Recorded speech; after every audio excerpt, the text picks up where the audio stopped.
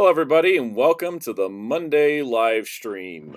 I think we still need a snappy title, but we're working on it. The sound stream. The sound stream. I do like the sound stream. I do like that. But we're here. It is Monday, February 6th, 2023, and I recently hit 15,000 subscribers. And I wanted to say thank you to everybody for us reaching that milestone because that is incredible. We hit 14,000 last October. So this is like really quick. We got up to 15,000. Just amazing stuff. So on that note, Fightercast may join us later, but right now we have the graphic designer Ryan Darkclaw643. Hello, everybody. We made it. This was it. Was it 14 year this year? This is week? Yeah, we're on 14. Yeah. Also, it's 14 years of the channel this week on Wednesday. It took 14 years, and we finally got to this number. Yeah, so it's pretty great. Anyways, on that note, real quick before we do our usual chat stuff, this is the weekly check-in. So for those not keeping up with the channel, last week we had the Kamen Rider Black Blu-ray review, which seemed to go over very well, as well as the Mill Creek Ultraman video for kids and Max, as well as talking about every possible Ultraman thing that could be released in the future. That took me a few hours of research, but go check those out if you haven't. And this Wednesday we'll be doing a special video, or I should say I'll be doing it because I'm kind of soloing it. Doing a special video for the 14th anniversary.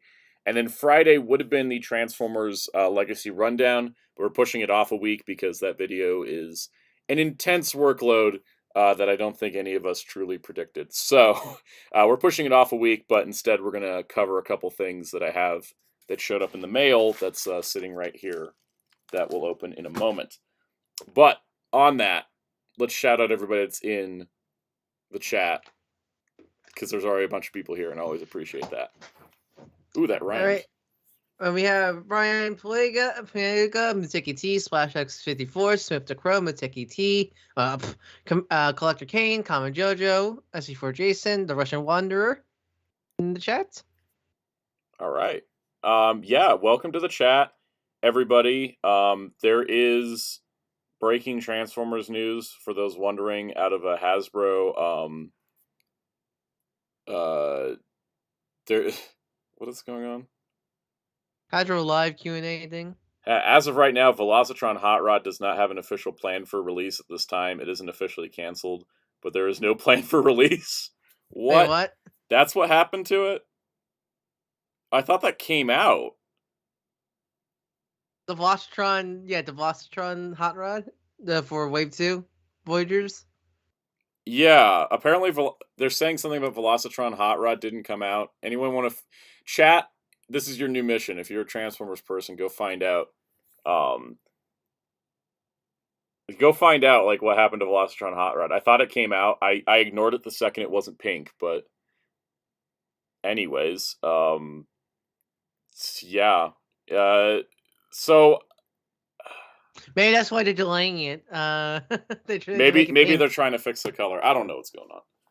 Because we got the G1 reissue is different. Like the Velocitron one is the Voyager one in toy colors. Okay, Collector K9 saying the Hot Rod shipment got lost at sea.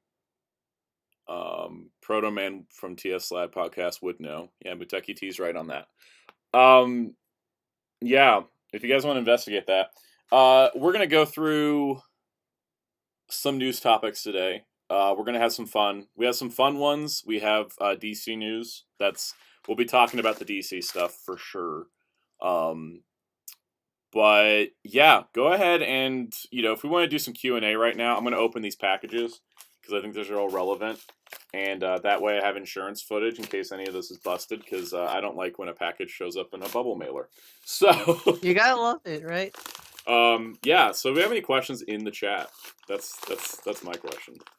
Let's see. As before Jason, I feel the only reason chat will do Amazon's if toy gives them the go ahead.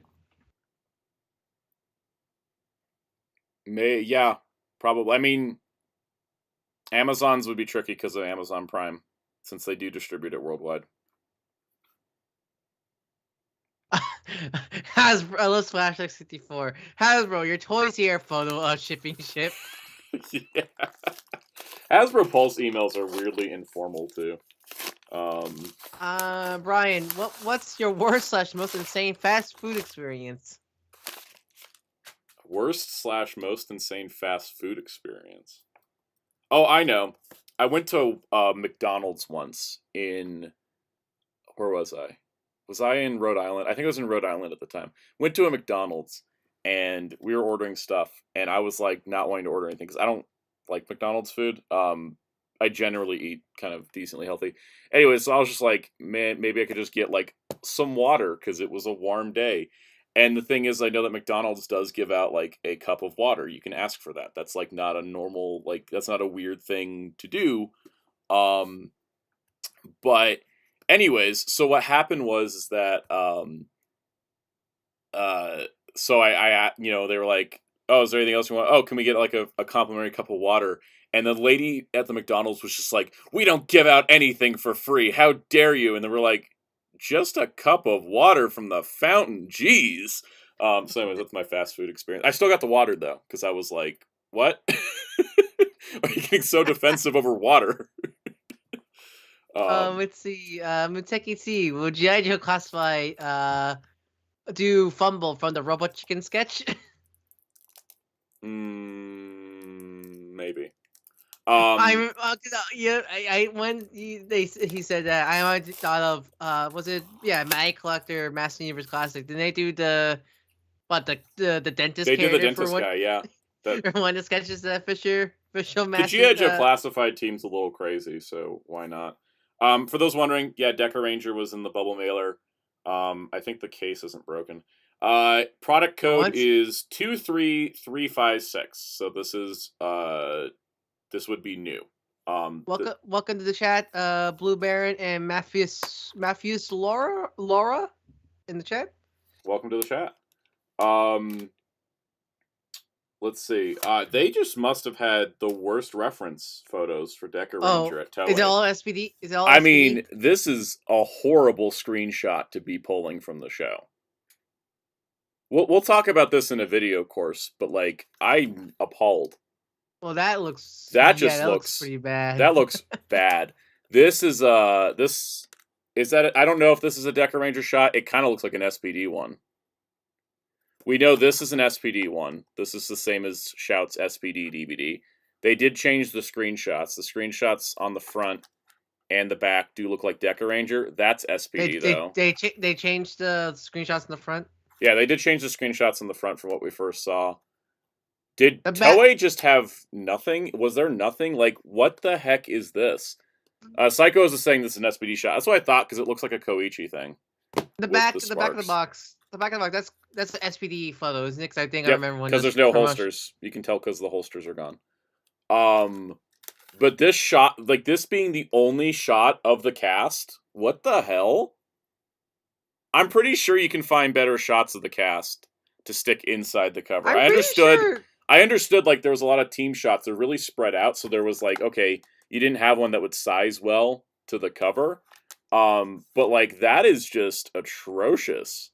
I'm pretty sure welcome to the chat, Toku Punk Productions. Welcome. But I'm pretty sure and welcome to chat. This SCSIG is because I'm pretty sure Toei does do promotional shots of the cast, don't? Yeah, the thing is we pretty much know that like Toei doesn't give you anything. They're just like, here, take the show, run with it. But like they couldn't find anything better. Like this is honestly I don't like to, you know, who did the packaging art on this?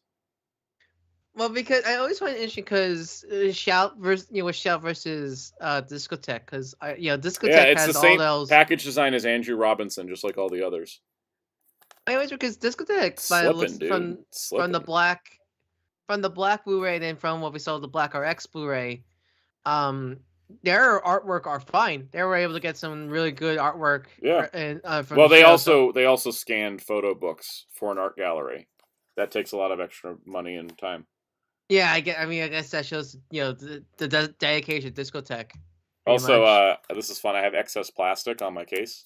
Oh, I always get those a lot of these kind of cases. Yeah, the thing is that God, I cannot believe that is the only shot of the. This sucks. The thing is that I'll look at the actual disc. I already know there's an issue with the subtitles. There was somebody bringing up that they used a phrase that only fan subs created, like it's not an official term. The fan subbers that were involved with subbing the show that people are speculating Shout lifted from, or not Shout, because Shout doesn't do the Sentai DVD subtitles in house. They're contracted. Whoever the contract translation company was for these seems to have lifted from a Deca Ranger fan sub that's pretty common online. The fan subber said, "Don't make a big deal out of it." So I'm not going to make it like a topic in the video. But what was the fan term?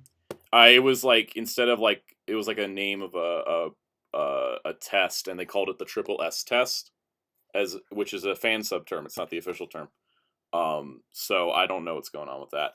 The subtitle thing. I mean, there's not much we can do to fight it. The person who was part of the fan subgroup on Twitter was like, "Please don't make a big deal out of this." But yeah, it does seem like this is just more of the same. Which, as you guys know, almost infamously, I don't like the Sentai DVDs that much. It's nice to get them, but at the same time, the quality is just leaving me going, why are these so much? Why are these cost so much? It's actually, how much was Deca Ranger compared to, let's say, the Max DVD? Yeah, I don't know. Was it like $50 still for Deca Ranger versus Max's 20?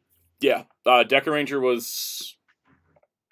would have been like 65 with shipping if I didn't get Ryuki ordered with it, which is the other thing. Hey, I just noticed Fighter Cows showed up here.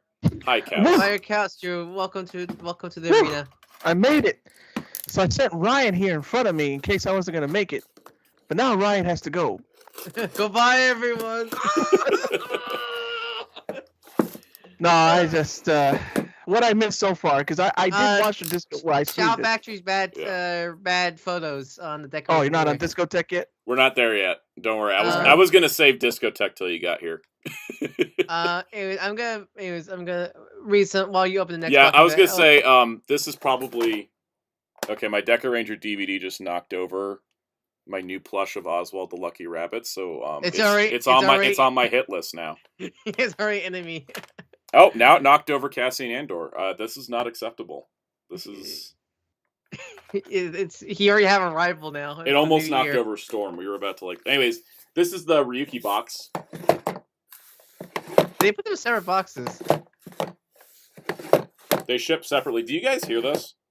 Yeah. That's a poster. That's probably the Blu-ray because the box for the poster. Does that mean there's no padding in there? Oh boy. There's paper. Paper is not padding if you don't wrap it. I'm gonna read the chat. They just tossed the Blu-ray in. They did this with 01. They did this with Kuga. I hate ordering from Shout directly. I like their releases for the most part, but I really don't like ordering them from directly because of this. All right, check if there's any cracks in the package then. We'll check it. All right, I'm gonna read more of the chat. Sceptico, will Masters do attorney and dentist? I hope so. I would love it for them to do. I would love Origins to do it. That'd make a lot of people happy. I'm gonna say Brian's question about DC when we get to our DC topic. Yes. Sceptico, they're gonna have to get the movies eventually. Who knows with Toei with the Sentai movies? I almost feel like we'll get them in bundles like they did in Japan when they first released them on DVD. There's the poster. Brian, Blue Baron, is SB one of the few PR series that got Japanese dub? No, quite a few of them got dubs. Yeah, Samurai, Megaforce, Mystic Force, Mighty Morphin. Thunder, Mighty Morphin. Mighty Morphin, the movie's Japanese dub is pretty great. Let's see. Yeah, Seiko has mentioned Umiko's not even in the Deca Ranger image. Oh, she is. She is there. Oh, she is? She is behind, what's his name? No, it's not Tetsu. Who was Blue? I don't remember Blue. She's behind Blue. Screenshot of a freaking running pose. And I love Matthew's lore. Umiko's is in the bath, so she's missing. That's a better answer. By the way, I don't know if anyone can see this. There's like dirt on my Ryuki Blu-ray. Like Because packaging, it's just debris. it's packaging debris from just rattling around in the box. No crack, no visible cracks so far. So far, so good, but guys, this is the thing: is that like I like Shout Factory. I like that we get the posters, but like ordering whoever, like it comes from a place called Clark and Riggs. So I don't even think it's Shout directly. Whoever is their shipping distribution company sucks. It sucks. I don't like it. Splash S54 said Andrew Robinson also did the Ryuki cover art too. Yep, that explains everything. No disrespect to Andrew Robinson, but the Tokusatsu fandom has about, I don't know, 15 to 50 graphic design artists that would gladly do this work and make it look better than what we've got. I know that hiring fans is not always the best idea, but like there's a pool of talent here that is untapped. Also, I got a crack in the case. Right know it. Yep, right there on the edge. Woo! Yeah, not everybody can be Right Stuff. Because I saw Brian's comment. Not everybody can write stuff, but you can order Ryuki through Right Stuff. And I would recommend it if you don't care about the poster. I don't know why I care about the poster. All of my posters are just sitting in the tubes. No, Brian, I love Brian's comment. It's plastic-free packaging. Not wrong. Anyways, the disc art for episode final is different. Tokupunk went to ask for the Ryuki because his Tokupunk for his Ryuki guy because he also got the Ryuki Blu-ray. His disc came loose and felt slippery. Do your disc also feel? I don't know if you guys can see this because you're gonna see what's. Hey, look, it's the stream interface. I see scratches. Oh. On a Blu-ray, bruh. One, Did he two, three. Did he feel greasy or oily? Because I know that was a big problem. These are scratches. They're under the protective layer. Oh, really? Guys, Friday's video is gonna suck when I'm like, don't buy anything. I do like Shout, I promise, but every time I do one of their videos, it feels like I always have to like. There's mild scratches here. I don't know if these are gonna affect playback. You think you like Shout for all their other stuff besides Tokusatsu? Yeah, no, I never have any issues with their non-Toku stuff. It's their Toku stuff where I'm like, guys, step it up, jeez. Tokupump says his disc keep falling out there, Trey. Yeah, no, these spindles are crap. I don't like the cases they use. He also said his Kuga poster came chipped on the bottom, and his Ryuki poster was a bit scratched. Guys, there's a fingerprint smudge on this disc. It's hard to show it, but God. Really? Why does this feel like I got a used copy? What the hell? Cal's got a sandwich, and he's still here. Cal's got a sandwich? But he's still here. He's here with a sandwich. Ryan said, I guess not. Yeah, I got mild scratches on every one of these discs. Every one of these discs. Because Right's a package the hell out of their... Right Stuff had this video one time where they packed a G Gundam, like, Ultra Edition Blu-ray. They like, here's our packing process. And then they dropped it off of, like, a cherry picker from, like, 20 feet up and let it bounce. And they're like, look, it's totally fine. I should look at the Deca Ranger discs now, as I almost dropped it. Comment, realistically, how long would it take them to make all 20 Heisei season Blu-ray? At least 15 years at this rate. There are smudges and scratches all over these discs, and the trays are all greasy. Oh. God dang it, guys. Yeah, these are all freaking scratched. It's probably because these spindles are loose enough that the disc can spin on them, and it's in a freaking bubble mailer. Scratched. Were the Blu-rays made in Mexico? Muteki T ask. It doesn't say on the packaging. Yeah, because don't they usually have that stamp on the packaging? Usually, if they are made. It does not say where they were made. Splash Ash, I could do one better with bad packaging. Requested the replacement disc for Flintstones. Disc was loose in envelope. Sleeve unfolded. Single thin piece of cardboard thrown in. Yikes. Yeah, I remember I got a replacement disc from Paramount Welcome to once that chat. was broken. Welcome to chat, Future Boy. And Always welcome to the chat. I apologize if I'm not reacting as much. I'm looking at my disc going. Wait. So Kasokapunk asked, there's no reversible cover on Ryuki, unlike Kuga and Ryuki. I mean 01. The interior cover is episode count, and then there's a shot of Ryuki with. Yeah, because didn't the other ones have like a reversible cover? Oh, they put Night in the middle. There. I mean, you could use it as a reversible cover. It's not going to have the name on the spine.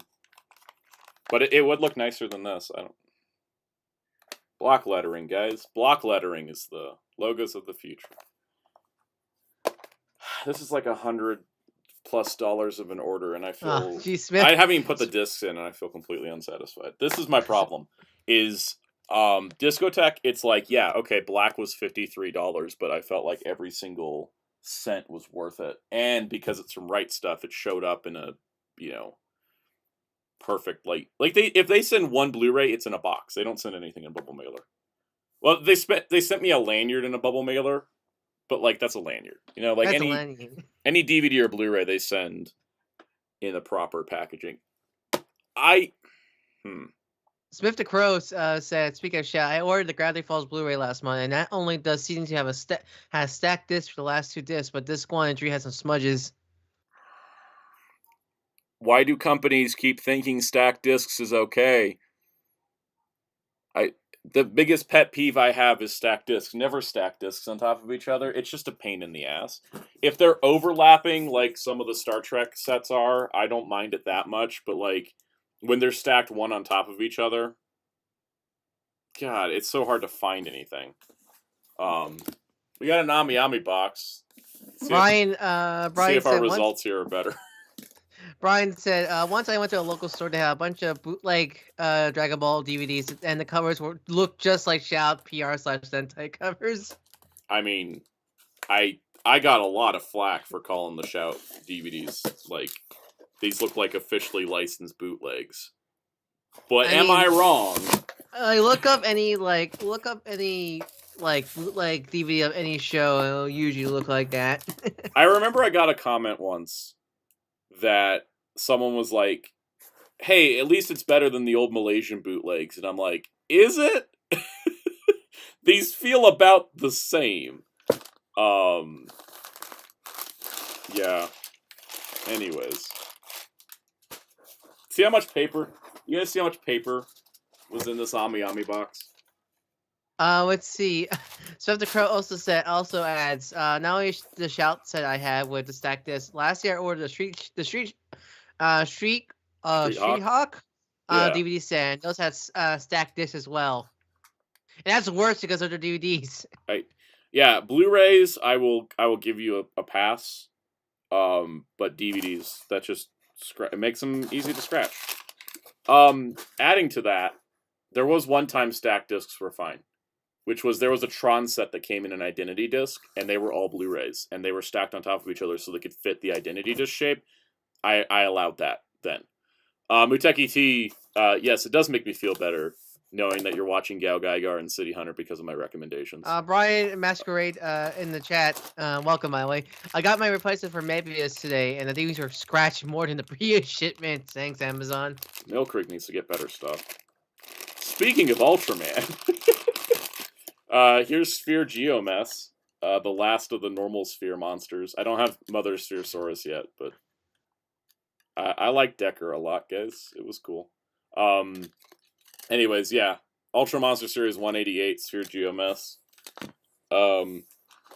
You guys, I don't know if anyone else does this. You pre-order stuff from Japan, and then dates get shifted and delayed and stuff, and then you're stuck where your only item in your order is an Oswald the Lucky Rabbit figure that's only like 2 inches tall. And then you end up ordering more stuff to get the shipping to feel worth it, and then you end up spending more because the stuff you ordered was bigger than you thought. It's a rabbit hole that you just keep going down and down. Anyways, it's a Metacom figure. He's been delayed like 6 times already, but it's like a nice little black and white Oswald the Lucky Rabbit. They're doing a ton of Oswald stuff for Disney's 100th anniversary because it was like Walt Disney's first creation. But this got announced like a year ago, so It's very interesting that like we got quite a few Oswald stuff back in 2010 for Epic Mickey. Then that stopped, and now it's back again. We're getting more Oswald now than we did back then. I think I've been like picking Epic up Mickey, stuff from the Disney parks, like Christmas ornaments, because there's like no other Oswald merch. Because I think back during Epic Mickey, the Oswald stuff were usually just plushies, and that's it. I'm pretty sure. Pretty much, yeah. I've seen Disneyland sell the same Oswald plush for like 5 years now. Anyways, yeah, no, Smith the Crow's right. I gotta have all the Oswald stuff. That's literally me. You need to make a Oswald the Lucky Rabbit rundown. Don't tempt me. I might. I mean, here's the thing. Look, I got this jacket in Disneyland. It has the 3 caballeros on it. My other favorite obscure Disney property, right? But what is the only pin I'm wearing on it? It's the limited edition Oswald's Quick Service pin that I got. So I should do like a Steamboat Soundout one day. If we ever do that. Maybe. There's, because the thing is, there's Lego. Lego's doing Oswald stuff. Disney's got stuff. Kid Robot's got an Oswald plush. Funko's got Pops. I'm going to be buying a lot of Oswald stuff this year. I'm glad to hear that Kaus is done with the sandwich. How was it? How was the sandwich? It was good. I needed it. I didn't really have breakfast. I just had to run out the door to go to my appointment. Oh, I know that feeling. Anytime an appointment's too early, I'll just like, nope, I don't need food. I got an Ultraman Decker binder, which I thought this would be like the old card-ass binders for like Kamen Rider had, where they're like nice. This is it's not the best, but and then I got Deluxe Terra Phaser because I was able to get this whole order cheaper than like the deposit on the figure art, and this one has got Hanajiro's voice in it, so. We could go on to news topics, but we could also just open Ultraman toys. You got the robot friend? I mean, I do have Hanajiro's vinyl. He's sitting over there. I want to put my Oswald aside. But anyways. Oh, welcome to the chat. Super Static Boom. I recognize him for his videos. Welcome to the chat. Welcome to the chat. He does a lot of Sonic videos also. I figured based on the name. There was Super and Boom in there. So yeah. Well, I'm glad you explained it for me. I didn't know. Yeah. I always like to explain things, guys. I never like to say things without explanation. That's why the rundown videos are usually an hour long. Exactly. Like, here, let me recap the entirety of the problems with Power Rangers. Like, nobody knows anything about it. And there's a bunch of people that are like, wow, I didn't realize there's this many problems. So they just stuck the cards to the little Obi thing. I don't even know how many cards hold in these. I think it's only like, let's see.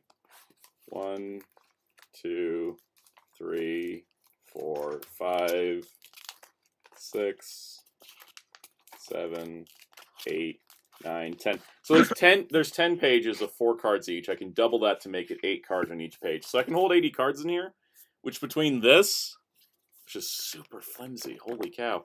Between this and this, I think between these two, I can hold all the cards that I have, and also the cards I'm getting. I'm sorry, the cover and back are flimsy and not like a hardback. I thought it would be like the old Kamen Rider ones, but I guess Bandai has gotten cheap. This is kind of like the this is actually thinner than the Digimon Dim card file holder. I need to get one of those because I kind of hate having my Pulse City Dim card is loose, like on my. I recommend the plastic cases, like the one that comes with the Wizardmon Dim card too. Didn't they do a Stingmon one? They did, but it was P Bandai. Welcome to the chat, Zeltrax Millennium.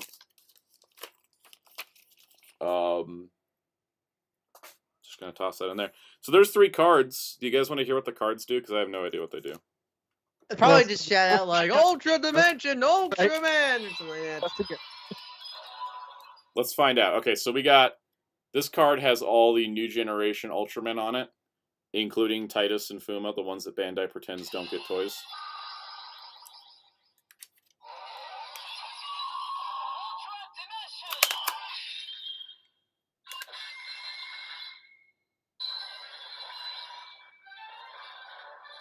Okay, I guess we're just... Oh, it's just Decker Flash type. It's just Decker Flash type with a different front. I didn't even realize the back was there. So that's cool, I guess. Oh yeah, Super Shag Boom. You're not familiar with Ultraman Decker's gimmick. It's like Kamen Rider Decade, where They're trading cards. the main changer reads the cards. And they work in an arcade game as well. Oh, cool. Like Heroes? Dragon Ball Heroes? Like Dragon Ball Heroes, yeah. Actually, no, they're card ass, right? Yep, Yeah. they are card ass. This one with all the final forms apparently just does. I don't have Dynamic Types card yet, so this works. Blue Baron asks, you think we'll get Digimon Fusion / Cross Wars anniversary merchandise in a couple of years? Maybe in another few years, because they kind of skipped over Sabers' anniversary. We're getting that figure eye standard at least. Yeah, but they didn't. They completely didn't even acknowledge the 15th anniversary of Sabers. I would like to actually get like a nice figure of Omni Shaman. That would be nice. And then this one's supposed to make Dyna sound. I always forget to hit the button before putting another card in.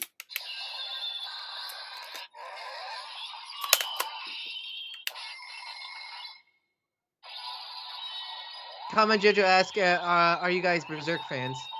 I think Kaus is. Yeah. Berserk I haven't touched yet, but I did want to read it eventually. I've heard of it. I got into, would you believe, the first day I didn't read the manga or the anime. I played the Dreamcast game first. I know a lot of people who got into Sort of Berserk with that game. Guts Rage. Let's see. SA4 Jason, speaking of Bandai, did they list they did a list of SJ figure arts to get released, but unfortunately Titus wasn't on the list. No, they absolutely refused to release Titus again. They're too scared of that man's mighty divine bottom. They made a clear version of Taiga and Fuma, but no Titus. Also, here's my.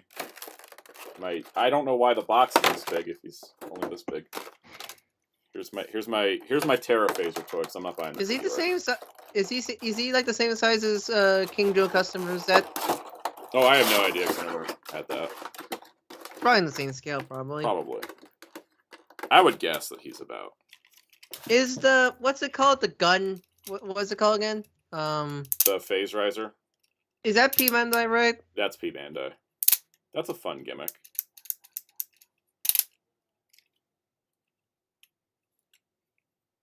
Yeah, Phase Riser. Psycho O's, I'm not buying the sword. Stop making me What about the shield? Not buying the shield either. I'm not doing weapons. It's not happening. I just wanted, because there was that really cool shot in Decker's final episode where it had like Terra Phaser and the Nurse Desi and the ships and Ultraman Decker together. I was like, that's cool. And none of those toys were in scale with each other, so I was like, let me just get this.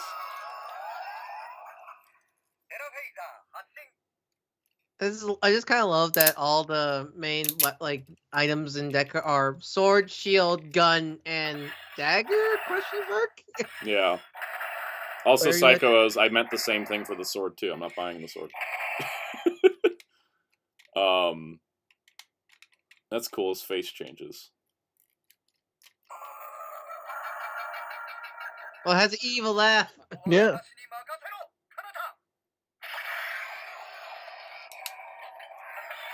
He has a cannon form too.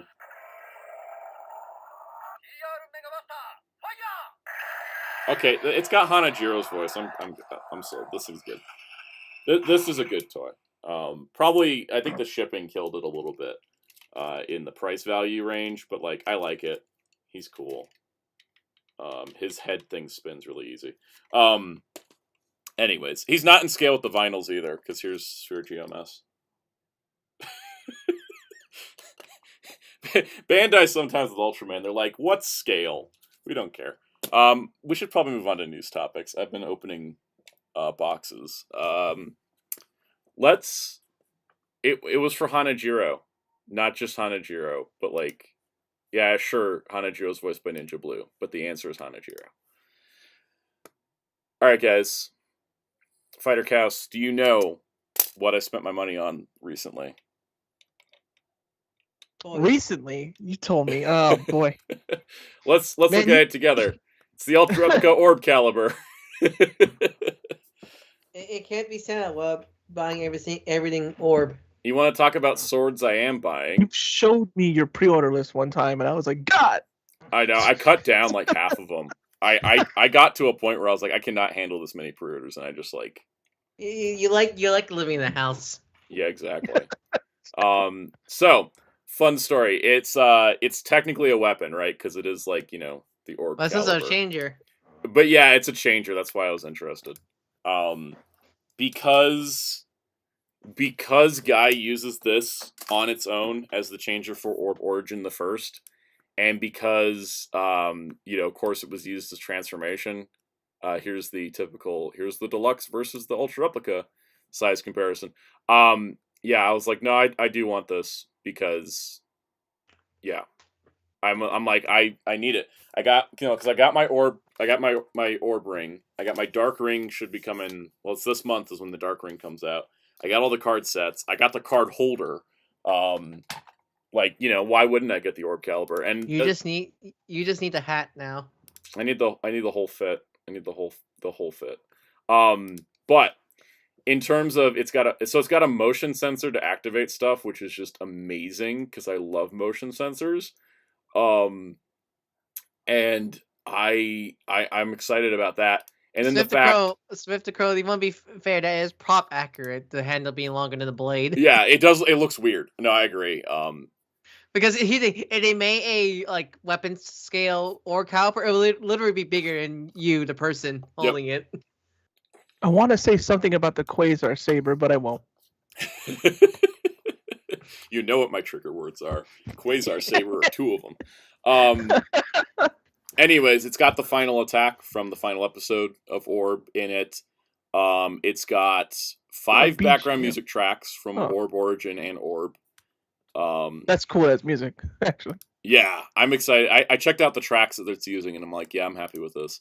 And then it's got stands. I love the stands. The D flasher, it's fun, but I'm always displaying it like this because there's no way to get it to stand up. Whereas like the Orb Ring has this nice little stand to it. So the other thing too is that if you scan it in the Orb Ring, it makes a unique sound than the normal Orb Origin card. So that's fun. That technically means this is also a card. Well, I think all we need, besides the hat, is what the harmonica guys search from harmonica left. They did a deluxe one back in the day, so maybe we'll get an Ultra Replica Orbnica. And yes, an SSP armband.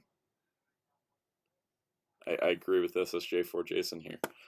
Anyways, I don't know. Has anybody got questions about this? You want to know how much I spent? Where is it at? There you go. That's how much I spent. Yeah, that's a lot, but you know what? It's freaking cool. It's Orb. I'm excited. Dang. Yeah. The thing is that it's what is it? Is it actually? I think it's still cheaper than the Orb Ring. Because it probably has lesser stuff. Yeah, because the Orb Ring was $210. So, I was gonna do a deposit on it, but I canceled like 7 pre-orders and was like, screw it, let me just pay for it now, because I don't know what financially I'll be in a couple of months when I had to pay that deposit. I was like, you know what, I'll just skip out on some stuff for right now. Like I had a few Transformers on order and like some Marvel Legends that were going to come out soon. And I was like, you know what? No, I want to get my Orb Caliber secure first, and then I will circle back for that, that American retail toy stuff. You want the lock. You want to make sure this lock. I want this locked. I don't want to have to worry about it later. I don't want it to come up to June and Toku Collectibles just rolls up saying, hey, we need $100. And I'm like, oh, I forgot. I have like a reminder in my phone for like every day in May to remind me that I have not paid in full for Agito Trinity and Ultraman Regulos. So I don't like that kind of stress. I'm like, you know what? I'll just skip out on some Hasbro stuff that'll be around. Psycho always wants to know what my Toku Collectibles pre-order's looking like. Well, to do that, we're going to come over here. We're going to turn off the screen. I'm going to log into my account because I don't remember. I don't remember sometimes what I've ordered. Let's see. I have orders dating back to July that haven't been fulfilled yet. So I'll just open these in different tabs because I want to make sure I don't want to show the order pages. So here's what I have on order for Tokusatsu for those curious. We've got the Dark Ring, which should be out this month because it's February. We got the Fusion Card Special Set 2, the Fusion Card Holder. Those are both out in March.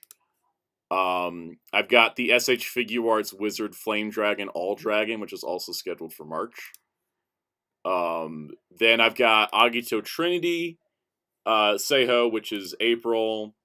The Ultraman Regulos, which is May for Figuarts. The Ultra Dimension Prop Design Edition set, which we'll see how well that works with the deluxe one. It should work, because there's a bunch of cards in there that are in the D-Flasher that haven't had cards released before.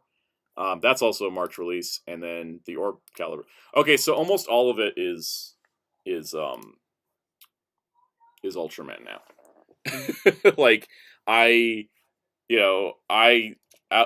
think it's just Agito Trinity and Wizard Flame are my only Kamen Rider pre-orders through Tokusatsu, and then the rest is Ultraman.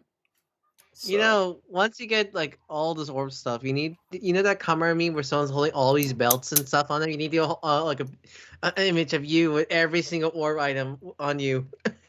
Take a picture of that. Yeah, I could do it. I just have to figure out how to hold 2 rings and a sword. You don't put your arm through the ring hole. Oh yeah. I could just wear like the dark ring as a bracelet, because Juggler's a little yeah, no, that would work. Muteki T, I did not get the gear to linger from Zenkaiger. I got the deluxe one, and I'm pretty happy with that. And I never finished watching the show. I would have gotten SH Figuarts 2 Kaiser, but I didn't feel like spending P Bandai price. The Memorial Edition is only like a little bit more bigger, right? It is bigger. It's nicer. If they had put the Zenkai Red gear in with it, I probably would have bit, but they didn't. So, at least I don't think they did. Right? The debate was that why doesn't it have the Zenkai Red gear as opposed to it comes with it and not anywhere else? I don't know. I wanted the Zenkai Red gear. He was cool. You guys want to talk Discotek? Because I think it's time to talk Discotek. So the way we're gonna do this is I'm going to pull up each reveal from the Discotek event. And okay, everyone's confirming to me. Yeah, Zenkai Red's still unreleased. Even if it does make the same sound, I would like a Zenkai Red gear. Anyways, so we're gonna talk Discotek. Here's how we're gonna do this. We're gonna do this round table style. I will pull up a release that they announced. I will say my thoughts on it. Then I will pass it to Kaus, because he's Mr. Old School Anime like I am. Then we will pass it to Darkclaw. And if you guys don't have any thoughts on them, you can just say, I don't got anything. We can just, skip along. And that way we all get a turn at what was revealed, and that way we don't have to worry about over talking on top of each other too much. So, on that note, Discotek had a stream last Monday, so technically this news is a week old. Some of you may have heard of it, some of you may have not. So, that's why we're doing it, and we're going to wait for it to load because there's a ton of images. Alright, first up, Magical Girl Lyrica the Nohab Reflection. It's the first 2 feature films. I don't got anything on this. Kaus? I actually do know Nanoha. Did not know the movies were never licensed, or if they were, I don't know if they're a licensed rescue. Because I do follow Magical Girl stuff sometimes, but I did not know that the movie never even came out before.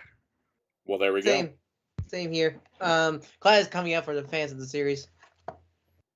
And SH Figuart Shinkosho Seiho Fies is now up on Big Bad Toy Store, so let me order one while we're sitting here talking about anime. No! I wanted to get Fies, but Ami was like, lottery sale in Japan, and we're not offering it to the US side. Well, Maho Shoujo just means magical girl.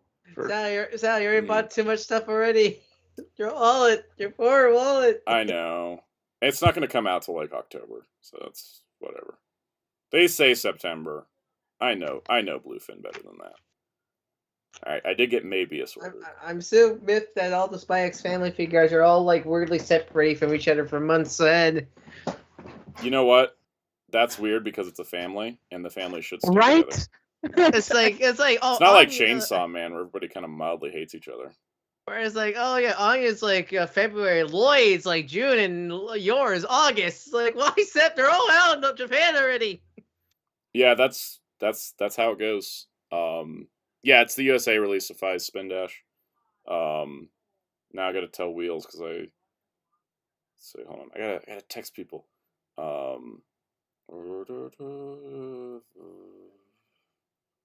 Okay. Anyways, that's done. All right, moving on. Next release. They're like Happy New Year. Yeah. Sorry if this is just like me scrolling through a lot of images because they put all their PowerPoints. Okay. This is my most hyped announcement of the entire event.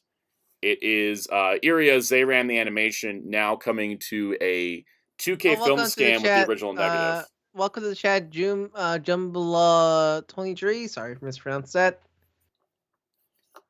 Yes. Anyways, what was that? Sorry, I get like distracted and like have to order things, and my brain has to like reset. Live stream. This is a new 2K stand from the original film negative, which means it's the first Blu-ray anywhere in the world. It's gonna have the dub. I'm excited because I love Discotek's DVD release of Iria Zayran the animation. This is a prequel to the two Keita Amamiya sci-fi horror action / survival films. So anyways, I'm super excited for this. Yeah, it's the first Blu-ray also, isn't it? Mm-hmm. Yeah.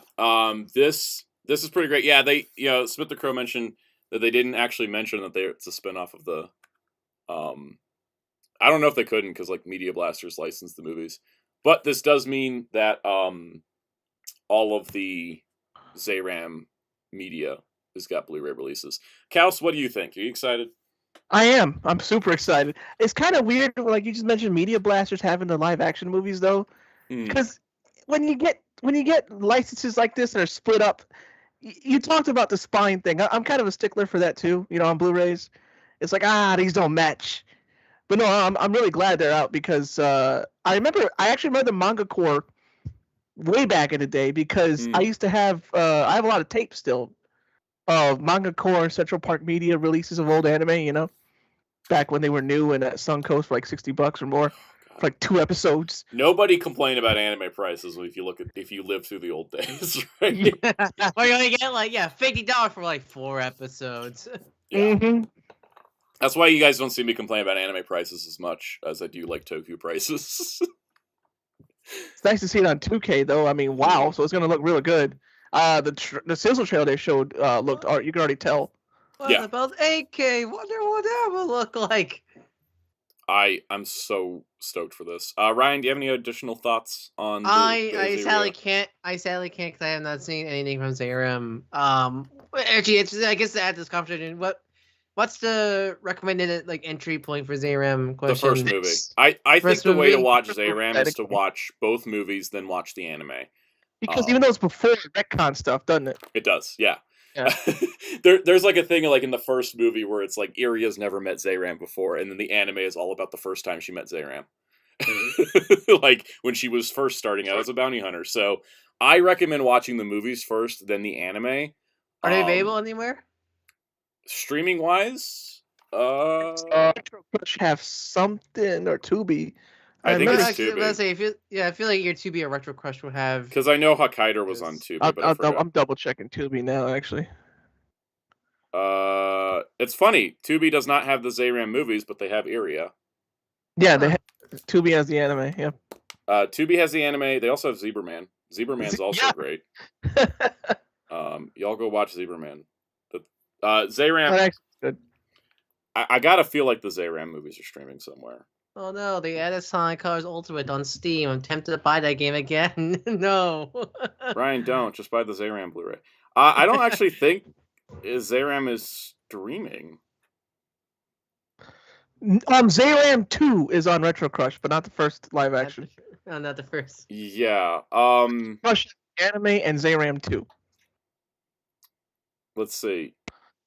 Now, here's the fun part. The Blu-ray for Zayram 1 is $17.99 on Amazon. I think, you know what? While we're here, folks, we're going to do an unsolicited, unsponsored plug for Right Stuff, because even though they're owned by Crunchyroll, they're still like the best place to buy anime. Zayram on Right Stuff right now is $14.99 for the Blu-ray. You get Zayram 1 for $14.99. You get Zayram 2 for $14.99. That is $30 worth of some of the best entertainment you can get.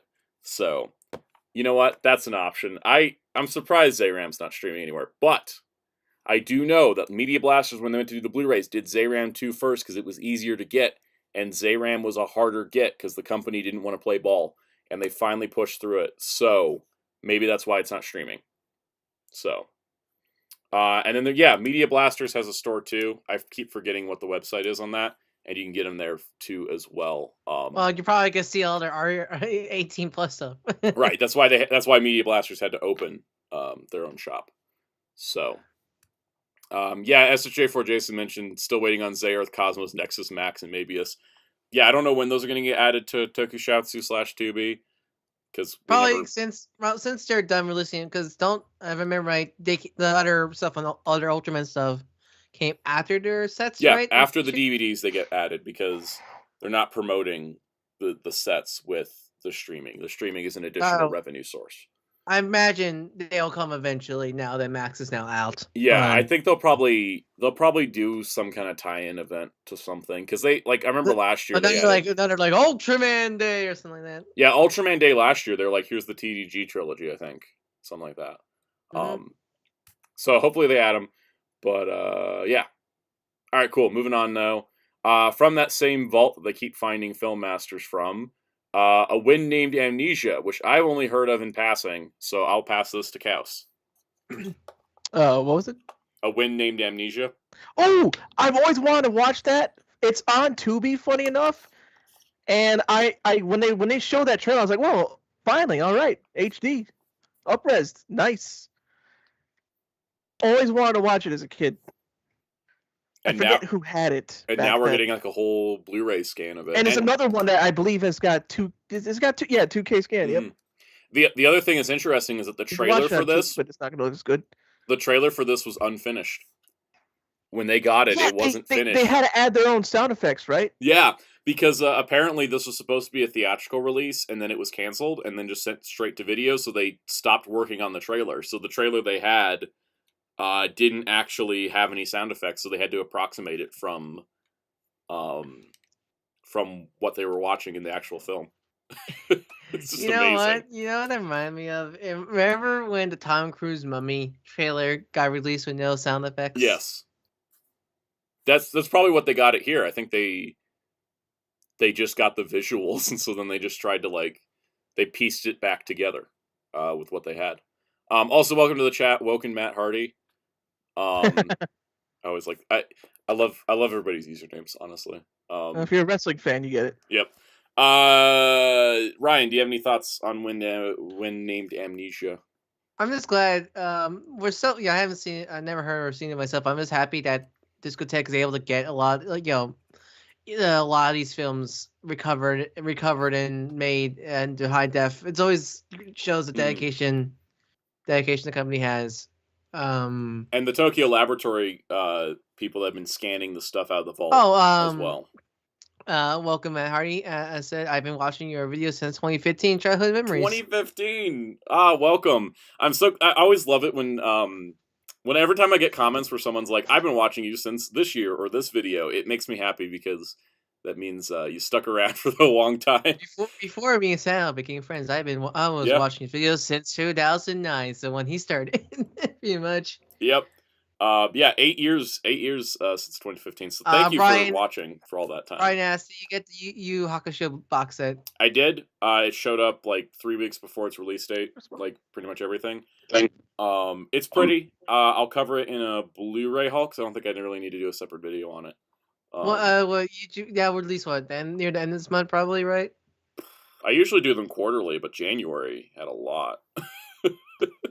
I got hold on, let me check my notes real quick. Because of the Right Stuff released a lot of the Discotek stuff early. I ordered a bunch of stuff during Right Stuff's holiday sale. Right Stuff, Discotek stuff came out early. Funimation stuff, Crunchyroll stuff came out early. Even Disney shipped stuff early. Like I don't know what was like every media company was like on some caffeine in I January. think it was probably because they were coming back from Christmas break and just shipped everything right away. Here's everything I got. You know, I don't know. I'll just say it on the live stream.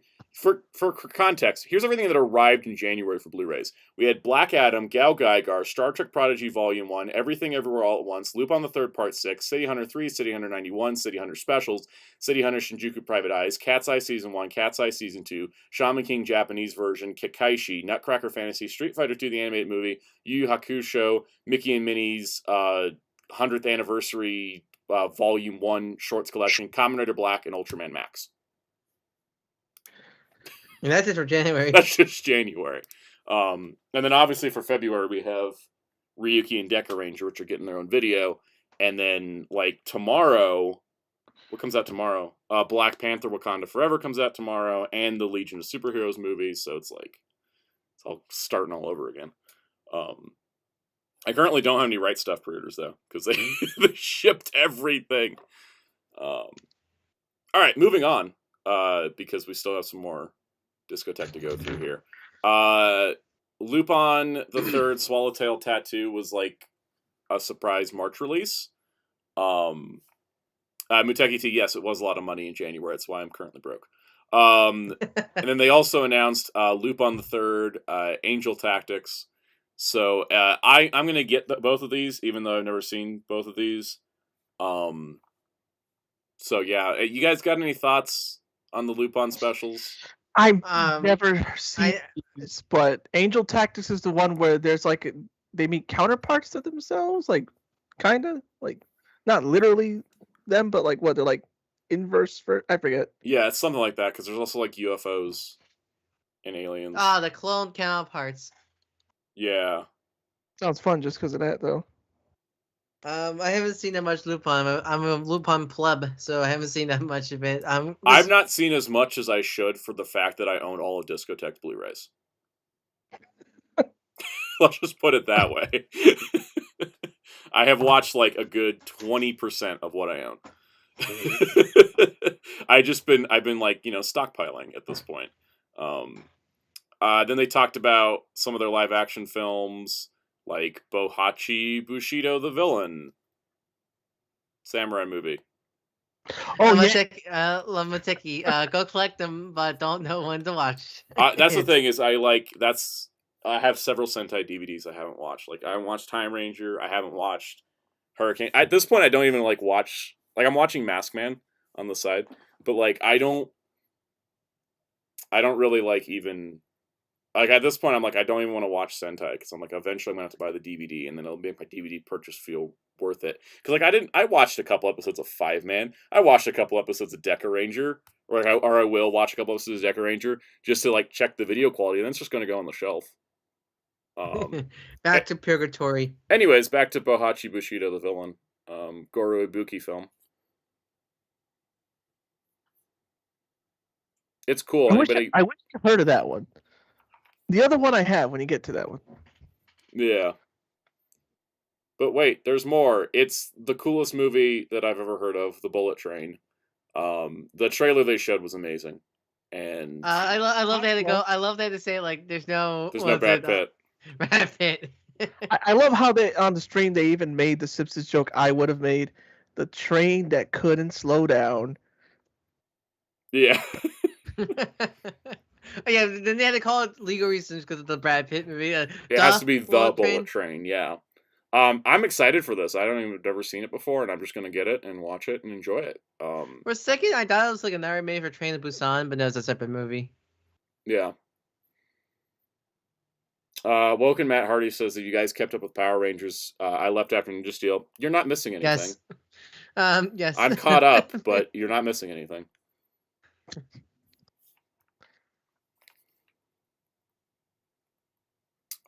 Any other thoughts? Are we moving on? Moving on. Sheep is in it. Watch it. Yeah, shoot. Toku stuff. Oh, someone was talking about Ultimate Muscle. This is the fun part about Twitter is when there's a really long thread. Kamen Rider Black RX. Did everyone hear about this in the Toku space? Because I feel like everybody else heard about this. I wish people didn't get some of those Blu-rays shipped early, and I'm like, dang, I wanted to be surprised. Yeah, it would have been a surprise if it wasn't for the I Black mean, RX trailer being on it would black. have been a surprise, but I think we all. I mean, we still I knew, guessed but it. I wanted to, yeah. Yeah, I mean, it's a good it was a good assumption, but it wasn't a total surprise. It was kind of like, they started it, and I was like, oh yeah, Black RX. I do love the trailer they edited for. Don't forget to wake up. It. But that's all I can do.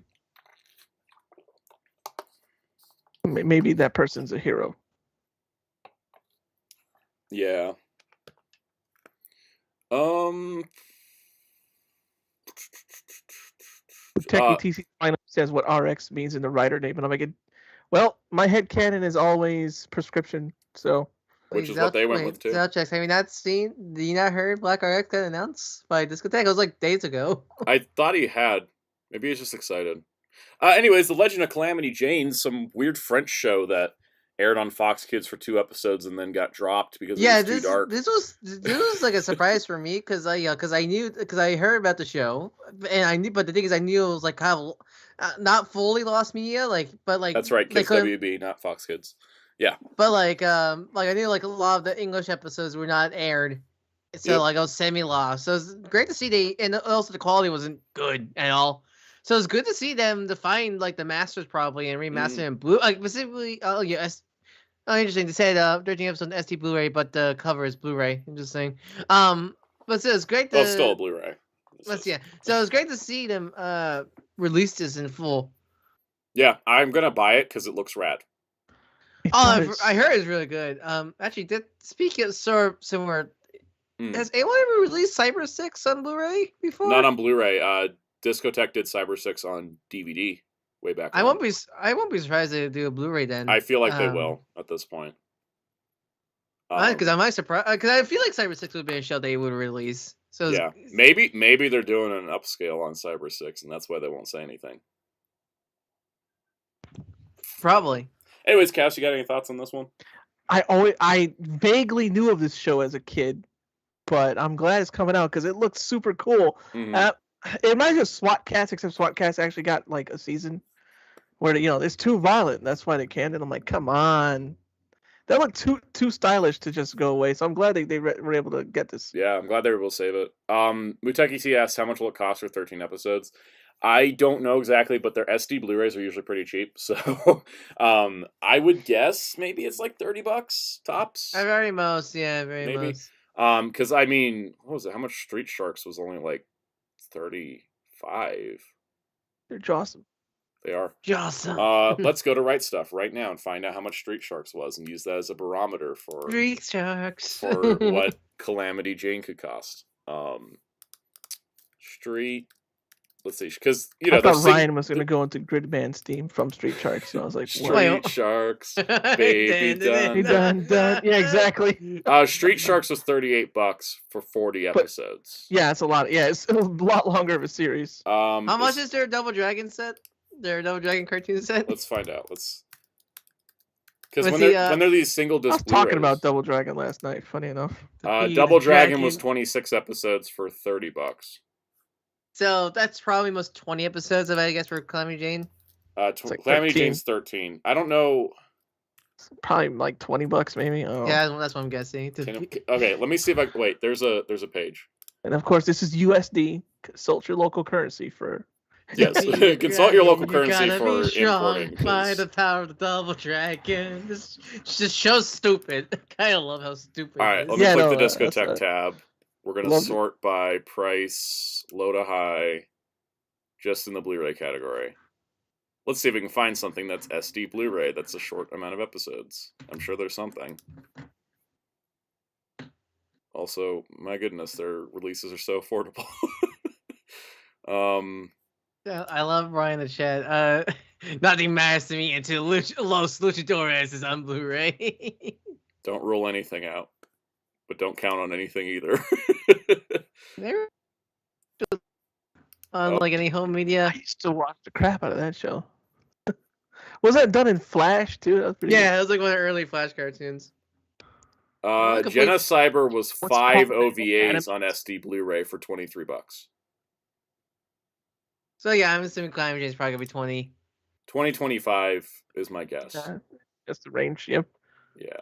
All right, let's move back to the list of the reveals. I promise this is not a Dub Bears joke. Saber Rider and the Star Sheriffs. Saber Riders. I'm excited. It's like, I love this a lot. I love this. I'm excited. Kaus, what do you feel? How are you feeling on Saber Rider? I'm hoping that someday this leads to Bismarck. It might. Very might. If you guys don't know, if you ever heard my phone ring, my ringtone is the Bismarck opening. So you're like, I hope this sells well so they get to do Bismarck. Exactly. Growing up, I didn't watch Saber Rider. I watched Voltron, even though I know it's saying WP, right? Yeah. That makes because Saber is like Saber is a Voltron situation where it's taking footage from a Yeah, they edited it. What's the original series? Bismarck. Seijushi Bismarck. Oh, Bismarck. Okay. Yeah, that's literally my ringtone. When people call me, it's called Call Me. That's why I have it. I see Mr. Crow mentioned in the chat, like, is there any could Discotek are they able to release something like Go Lion? Because I know that might be, or is it some weird rights thing with like Universal? Still, I think Universal and DreamWorks still have ownership over the Voltron stuff.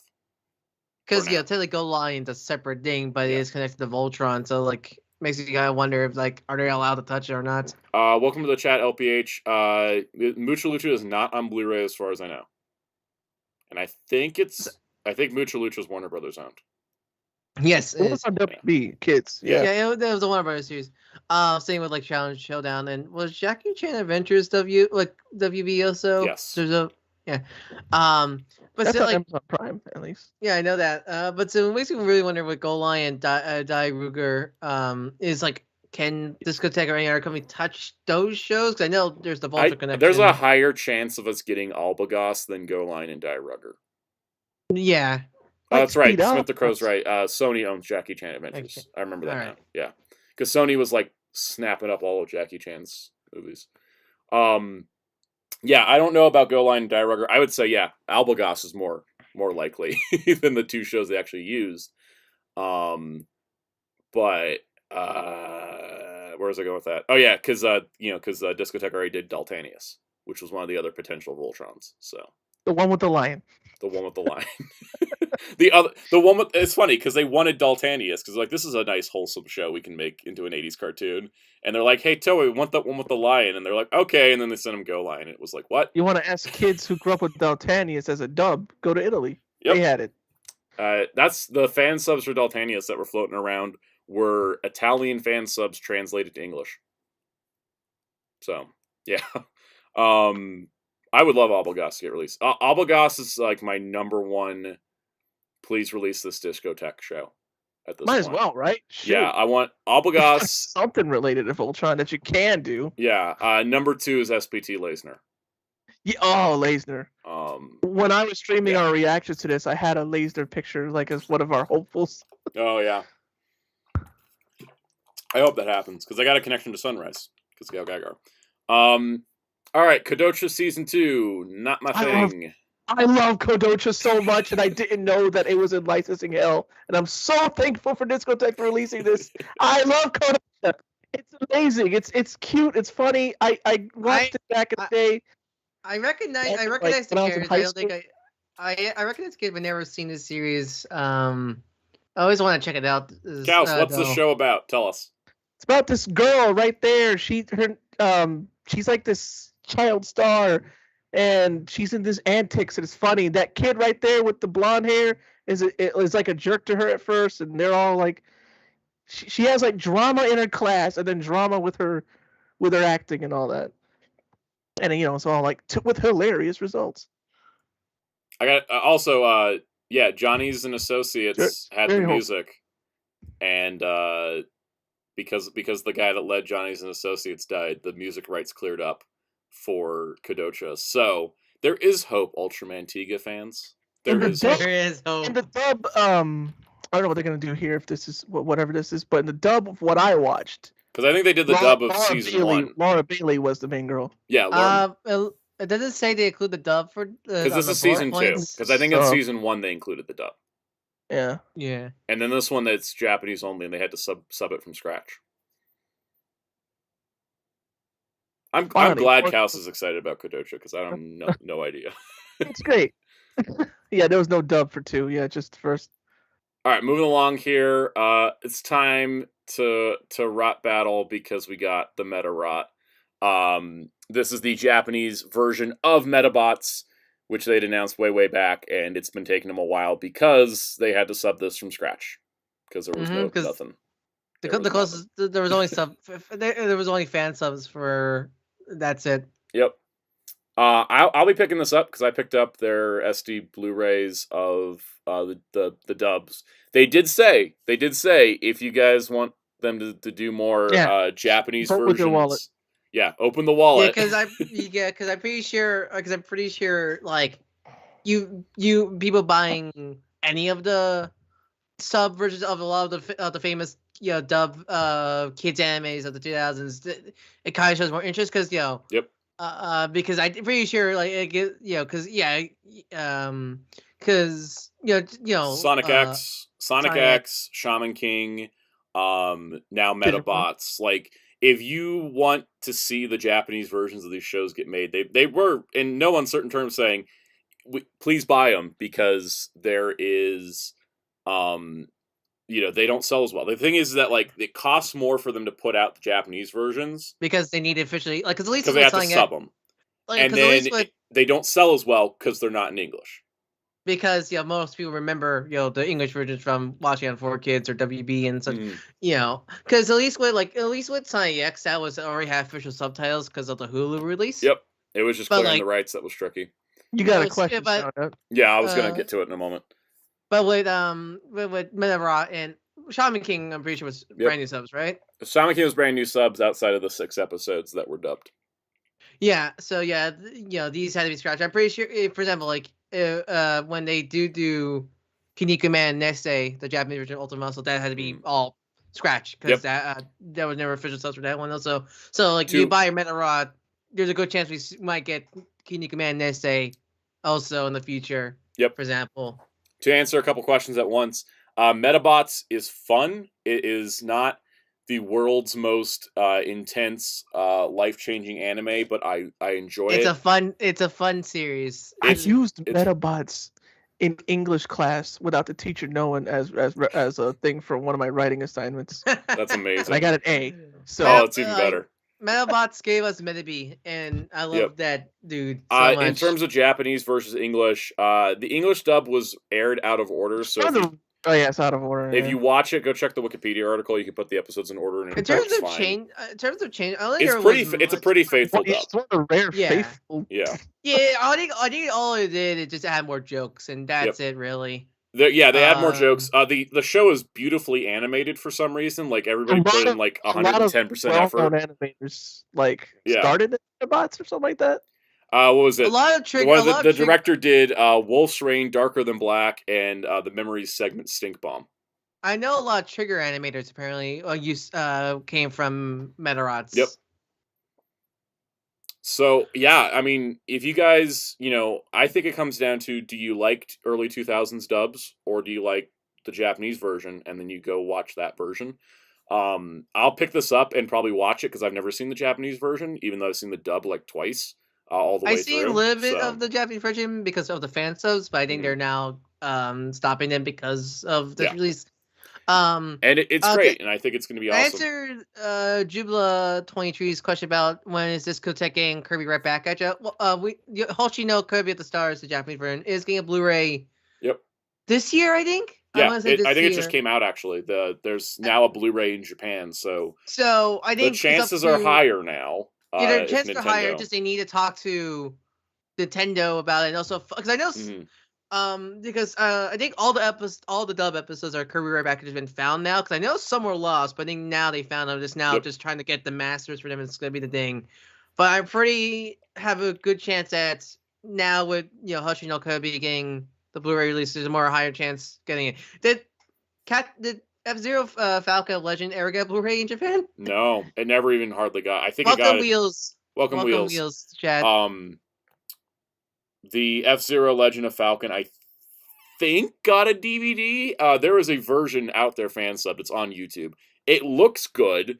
It's probably a DVD. Yeah, I can't find any record of that release though. So did they ever have did the footage on YouTube have the timestamp at the top? Because if it did, it probably is TV really good TV rips. It could be really good TV rips, honestly, because I don't think that show's been acknowledged. Yeah, because the only way we're gonna get Legend of Falcon ever release is if Japan will ever release a DVD Blu-ray. Nintendo's got to be on top of it.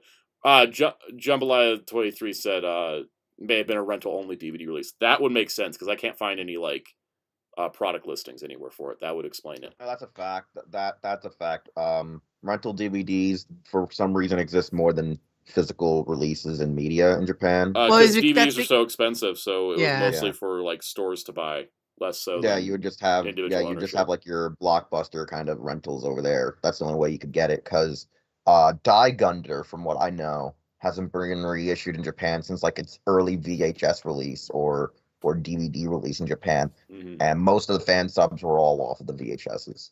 Yep. Spinash, you think Discotek could somehow get Yu-Gi-Oh in either English or Japanese? Okay, so here's the problem with Yu-Gi-Oh. That 4K group. Here's the problem with Yu-Gi-Oh. Because the 4K media group is just Konami.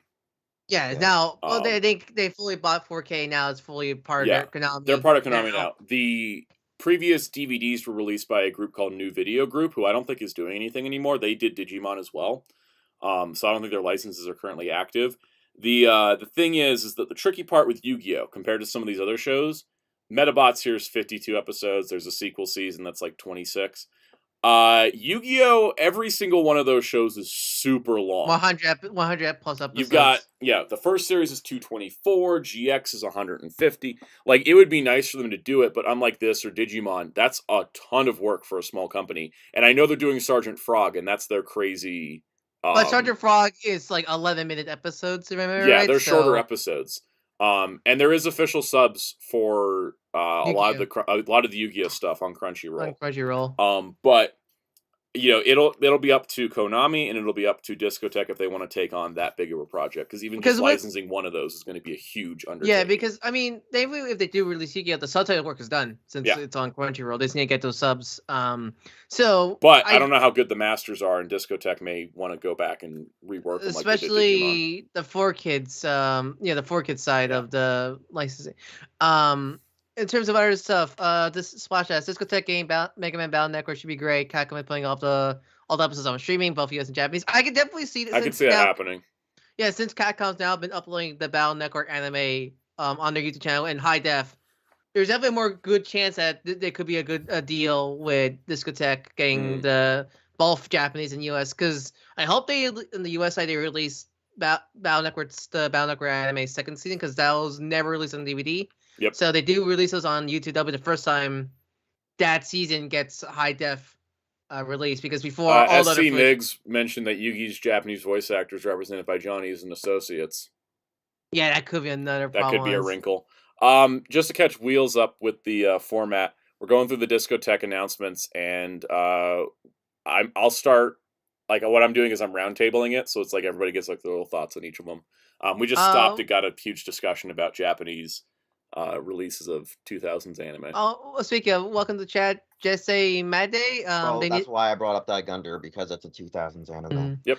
Jesse Made, they need to get to the Japanese version of Sonic X. They're releasing that soon. The Japanese version of Sonic X. That's coming out in April. Yeah, so that's coming. Yep. All right, we're gonna move along. Gal Gaigar final. We knew this was coming because they said it back when they announced Gal Gaigar. I'm excited. Anybody got deep thoughts on this? It was always weird. It was weird to me that this was the first time it's getting officially subbed, because I always thought it was subbed by Media Blasters, or whoever was the previous. Anime Network was the one who released Gal Gaigar right before. Media Blasters did Gal Gaigar. They listed final multiple times over and over again. Never got through it. It never. All right, but so I guess I was watching fan subs as a kid, but still. It's great they're doing this. A part of me wish they kind of got the dub cast back together, but they're all over the place now, so it'd probably be really hard to get everybody back. And also, it would just be more expensive than. Yeah, it'll be a lot more expensive. Yeah. And Sunrise, because Sunrise now handles their stuff more directly now, they may not have been interested in continuing the dub or finishing the dub. I think in their eyes, they probably just do a redub at that point, just recast everything. And that's more expensive than these shows are worth.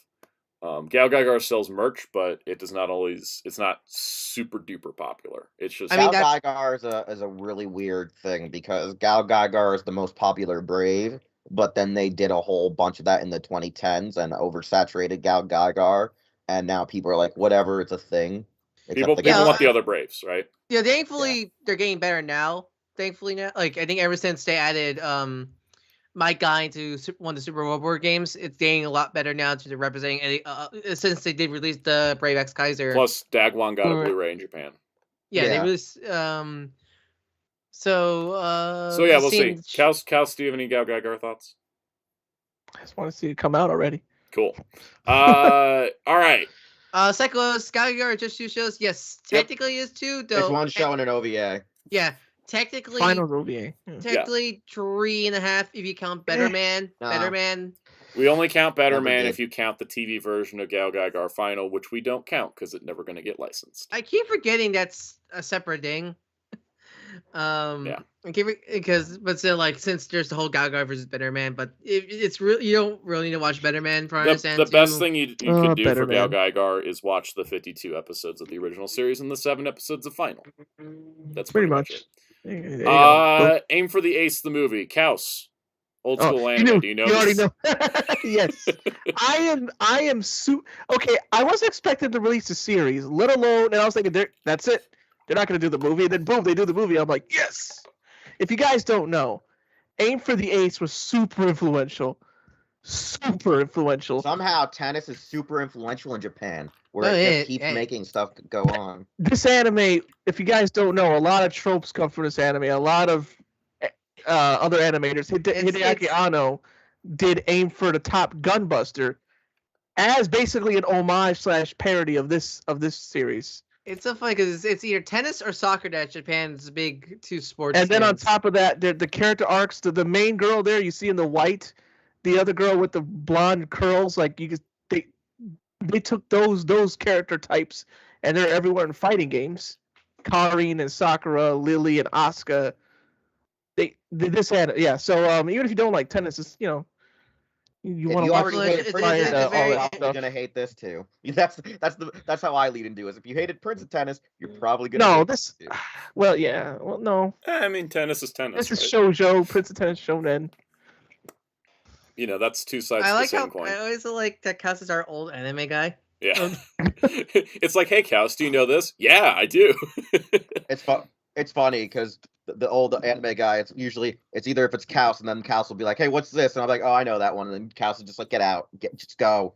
This is my job. Go. Like, all right, moving us along, because here's another one Kaus knows. Project Eiko 4 Final. I grew up with Eiko. I still have Eiko Final on tape. I still have the way you watch it is 1 and 4, and then you stop there. Yeah, I have 1 and 4 on VHS. I don't have 2 and 3, but I want to get all of them on Blu-ray. But if I had to pick, besides I already have 1, this would be the other one I would get if it was like just only 1 more. That one. Mm-hmm. That's what Jerry says. Is like his timeline of Rider. You got to skip a few and go out of order. Exactly. I definitely I've been picking up the Eiko Blu-rays and I haven't gotten around to watching them. I will wait till 4 comes out and then just binge all 4 of them. Yeah. You're probably gonna come to the same conclusion. I see. Yeah. 1 is strong and 4 is strong, but 2 and 3, you'll like a certain segment in 3 though. I think. Yeah.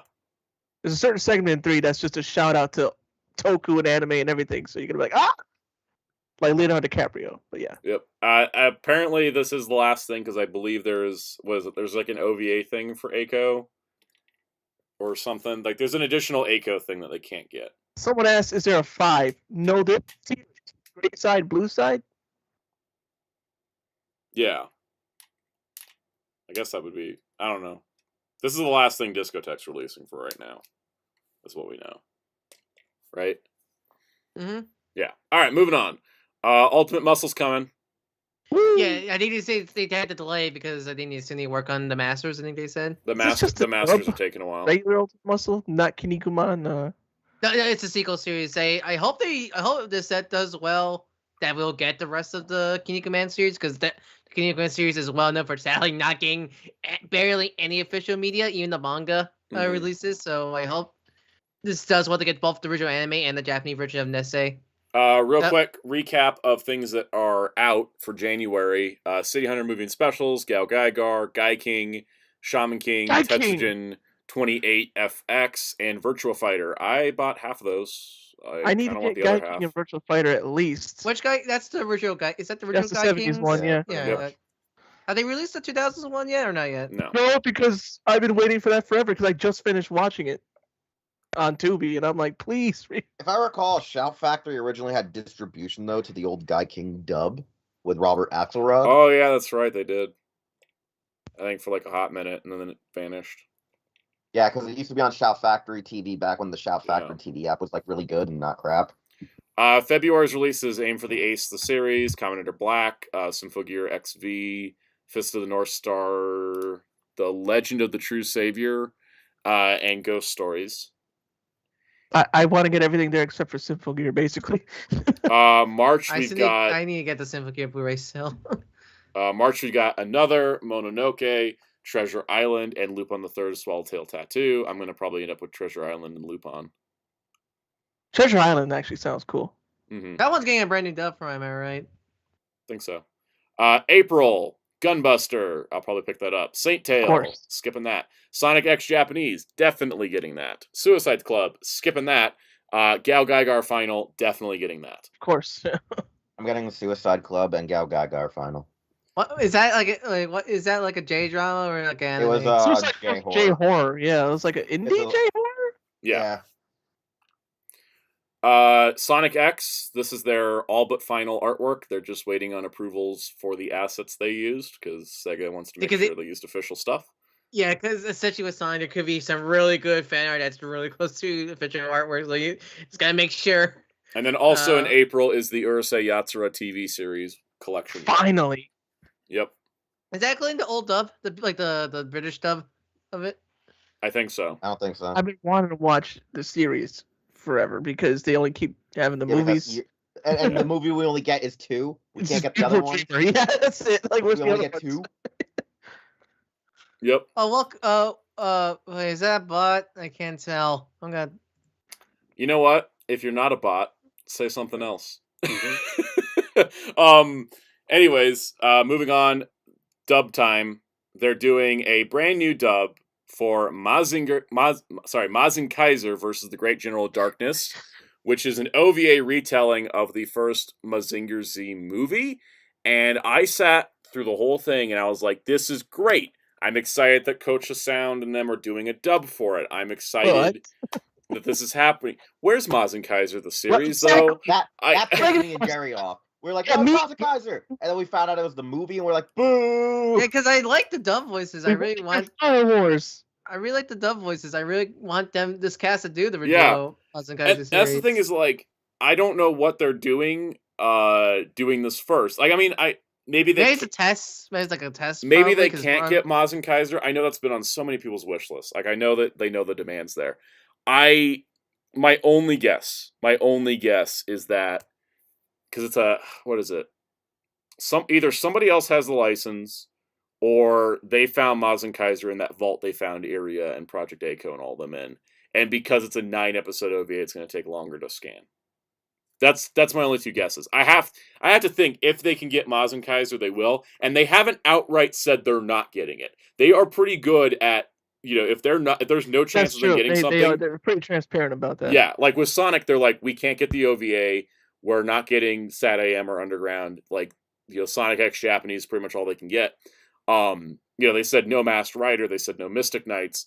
Like, they're pretty upfront. Like, when they're 100% can't get something, they will tell you. So the fact they didn't say we can't get Mazin Kaiser, we're just going to get the movie, makes me want to hopefully think that they're doing the series and it's just going to be like one of those crazy releases, and that's why they're doing this movie first. Yeah, the interesting part is they didn't show us a Blu-ray cover, guys. Did you notice that? This one's just a logo. Yeah.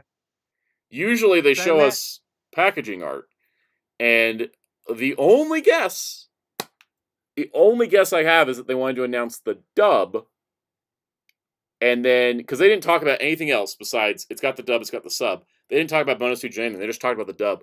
What if they announced, because the original Mazen Kaiser was dubbed. That was like an old dub, I mean. It was an old dub, but Smith the Crow did bring it. They did show a Blu-ray cover on the stream, but not on here. And I almost wonder if maybe it's not being sold on its own, but with the whole series. But they want to get the dub announcement first. Do you think they might want to release it with? Did they release Skull ever? No, that's Media Blasters though. Media Blasters got Mazen Kaiser Skull. Okay. Which I have. Did they still have the rights for that one? I think they just did a new print of it last year. Okay, because I was wondering if they got like package that with Skull maybe. Then. There's something going on. I feel like they're trying to get Mazen Kaiser because they didn't say they're not able to get it.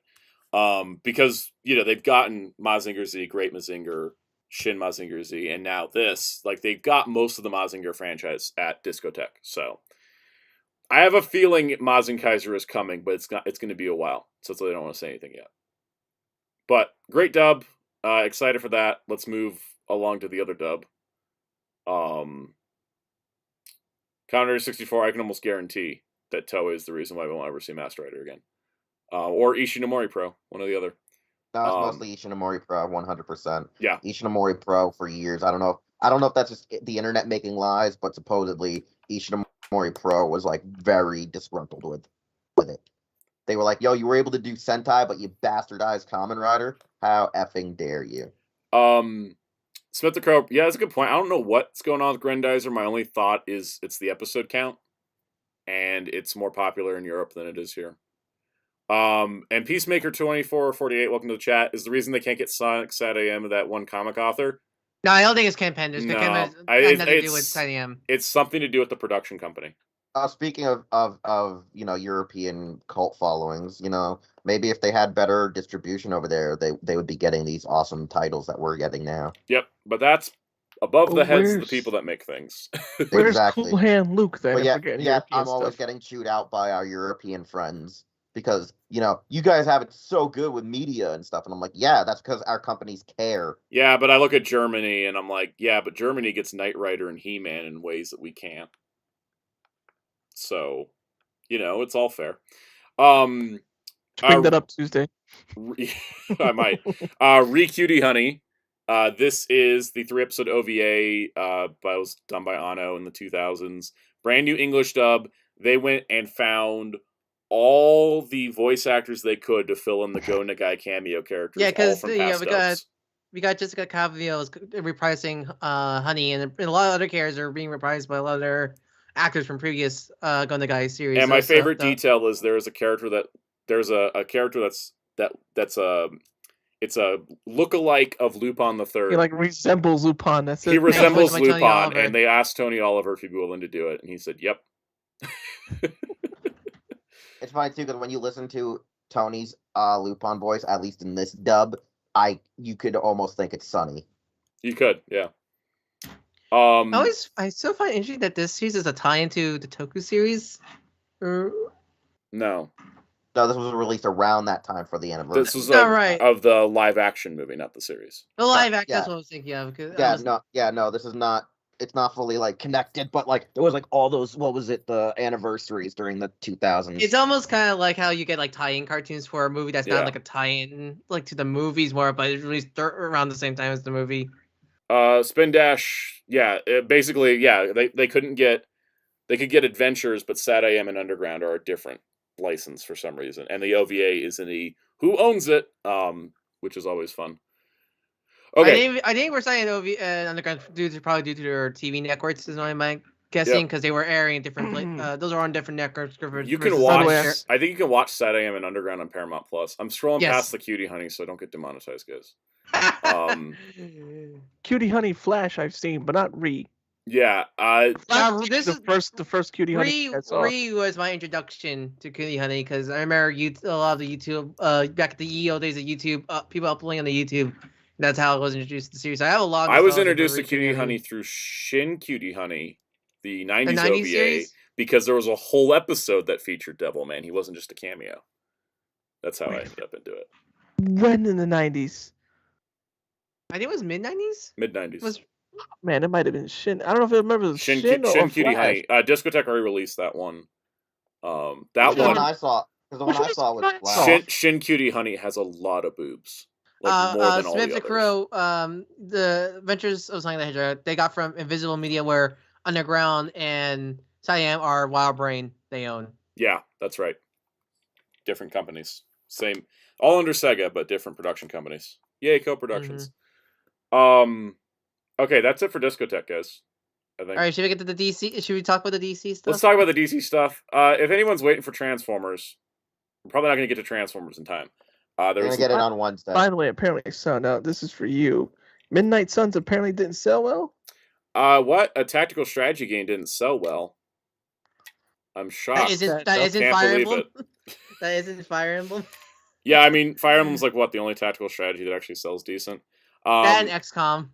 I think that Midnight Suns didn't sell well because the character roster was too obscure. It was a tactical strategy. I blame more on the marketing, because that game was really came out. Yeah. The last minute 2-month delay wrecked their whole marketing plan, because they were putting out new trailers and videos every day, and then boom, game gets delayed. It all goes silent. Then they pick it back up again, and it was like a little too late. And then the whole Haslab was kind of relying on that game also. Yep. And actually, that Haslab was relying on that game more than we thought, and I can't say because spoilers. Let's just say that one of the Haslab tiers was not so disconnected like we thought. Anyways, Midnight Suns is great. The other thing that hurt Midnight Suns, I can 100% guarantee, is the fact that console-wise, it was only on PS5 and Xbox Series X. And Steam. The fact it wasn't available on the previous gen consoles means you're already taking a niche market and making it nicher. Because I know people that would have bought it, but they don't have a PS5. So yeah, because they can't find it. So I think that was a lot of contributing factors. I love Midnight Suns. If the DLC pack that we got is all we get, so be it. Great game, really great game. I'm still playing it. I'm playing it and Fire Emblem right now. Midnight Suns is actually the harder tactical strategy game. No, Engage is easy. Engage is easy. Engage is easy. It's funny, like, I play Midnight Suns, and it's way more intensive an experience than Fire Emblem is, which I'm used to not being that case. I think because then again, they're a little more different strategy game, because Midnight Suns is more XCOM-y than kind of board game, like chess board game style, like Fire Emblem. Because Midnight Suns isn't on a grid. I love the knockback feature in Midnight Suns, though, where you can just like knock an enemy into an object or another enemy. That is the most satisfying stuff. Yeah, XCOM does that a lot. But anyways, should we talk about James Gunn's adventures? All right, y'all. We're talking DC. If anybody has questions about the DC slate or anything related to the DC stuff, you get chat priority. Because I want to focus on this. Because I have too many dang thoughts about this. So, for those unaware, the DC universe is getting I'm going to call it a fresh start. It's not a reboot. James Gunn, director of Guardians of the Galaxy and the Suicide Squad, and Peter Safran, guy who's produced a lot of movies, are now in charge of DC. They're overseeing all the TV, movies, animation, everything. Here's their plan. Okay, they did this big announcement for their plan. James Gunn did a video where it was him sitting in an echoey room, and I was like, I can't even hear you sometimes. This is the plan. This is the official DC article on it. So these two men here. LPH, just movies and TV. Just movies, TV. Here's the thing. James Gunn said he wants to align DC across movies, TV, animation, and video games. And I was like, please do not try to put video games into a merged universe, because that will never work. Marvel was smart enough not to do that. Make the game stuff its own separate thing. Marvel said each game is its own thing. That is how it works. And it's so weird because they specifically said like Matt Reeves the Batman, Teen Titans Go, and like those Batman and the Joker here, and the Joker, and probably Batman Kickers here, and My Adventures Superman. It's gonna be under what, DC Elseworlds. Anything that's not part of the same connected universe will be under DC Elseworlds. Now that's cool. But does that mean they're gonna have to relabel a lot of the Tomorrowverse stuff now? Here's the thing. I don't know what's going on with the animated movies because we don't know anything that's coming out beyond what's this year. And they're pumping. Here's the thing. The current DC animated movies, they announced them as they're coming out throughout 2023. February is Legion. March is Batman Doom that came from Gotham. April is the first part of the Ruby crossover. Like, they're not putting a huge gap between the animated movies. They're pumping them out as fast as they can.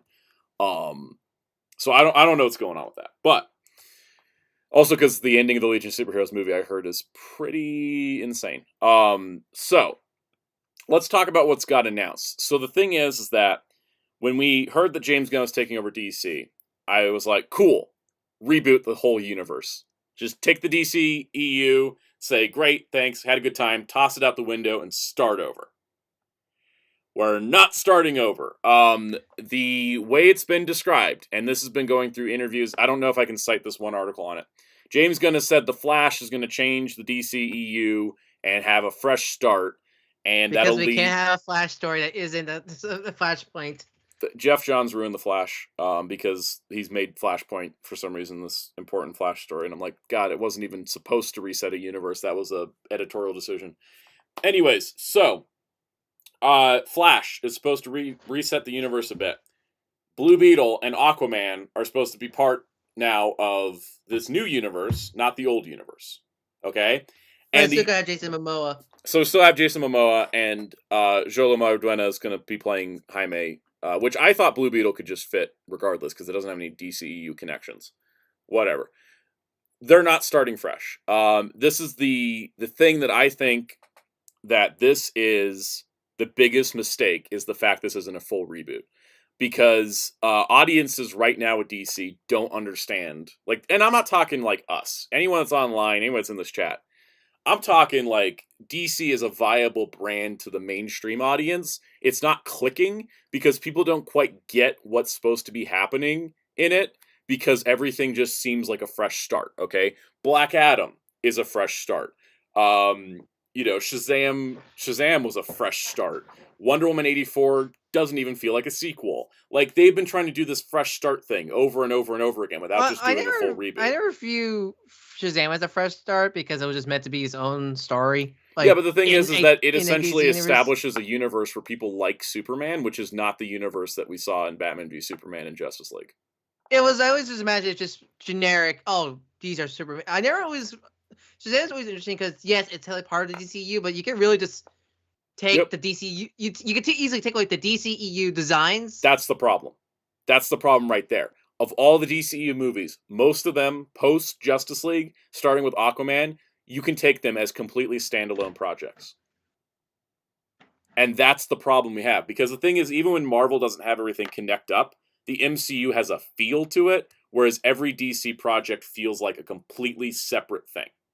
Suicide Squad feels it's like this, like, well, try to be an R-rated film. Shazam is this very light-hearted, like, big style movie. Right. Aquaman. I never seen Aquaman. Aquaman has that very Dubro energy from my ear. It is because it's they wrote the movie to fit Jason Momoa's style.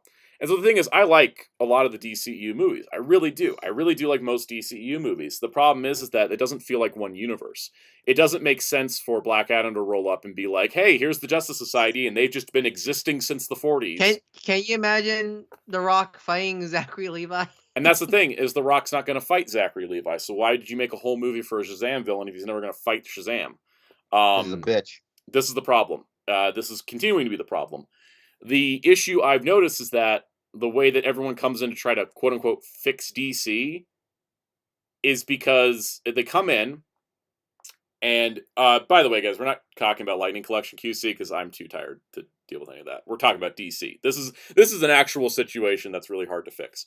So the thing is that it's hard to get the mainstream audience into the DCEU because they're just going to pick and choose because every movie is a pick and choose kind of movie. And Walter Hamada, his plan with The Flash was to start Superman, Batman, and Wonder Woman over, but keep everybody else. And then James Gunn's like, I'm going to come in and do things different. And he even has this quote where he's like, everything that came before me was trash. I mean, he didn't say that in those words, but he says some pretty harsh language. And he was just like, everything before very doesn't matter. This is the new DCU, and I'm like, this is the same damn thing we've had since Batman v Superman came out. Because what we're doing, they're starting the first chapter is called Gods and Monsters. Okay, even though none of the movies they talk about are related to those two things. Maybe, exactly.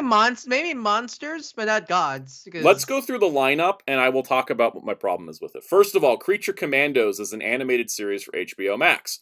Holy crap, a Creature Commandos show. Sounds amazing. Why is Weasel there?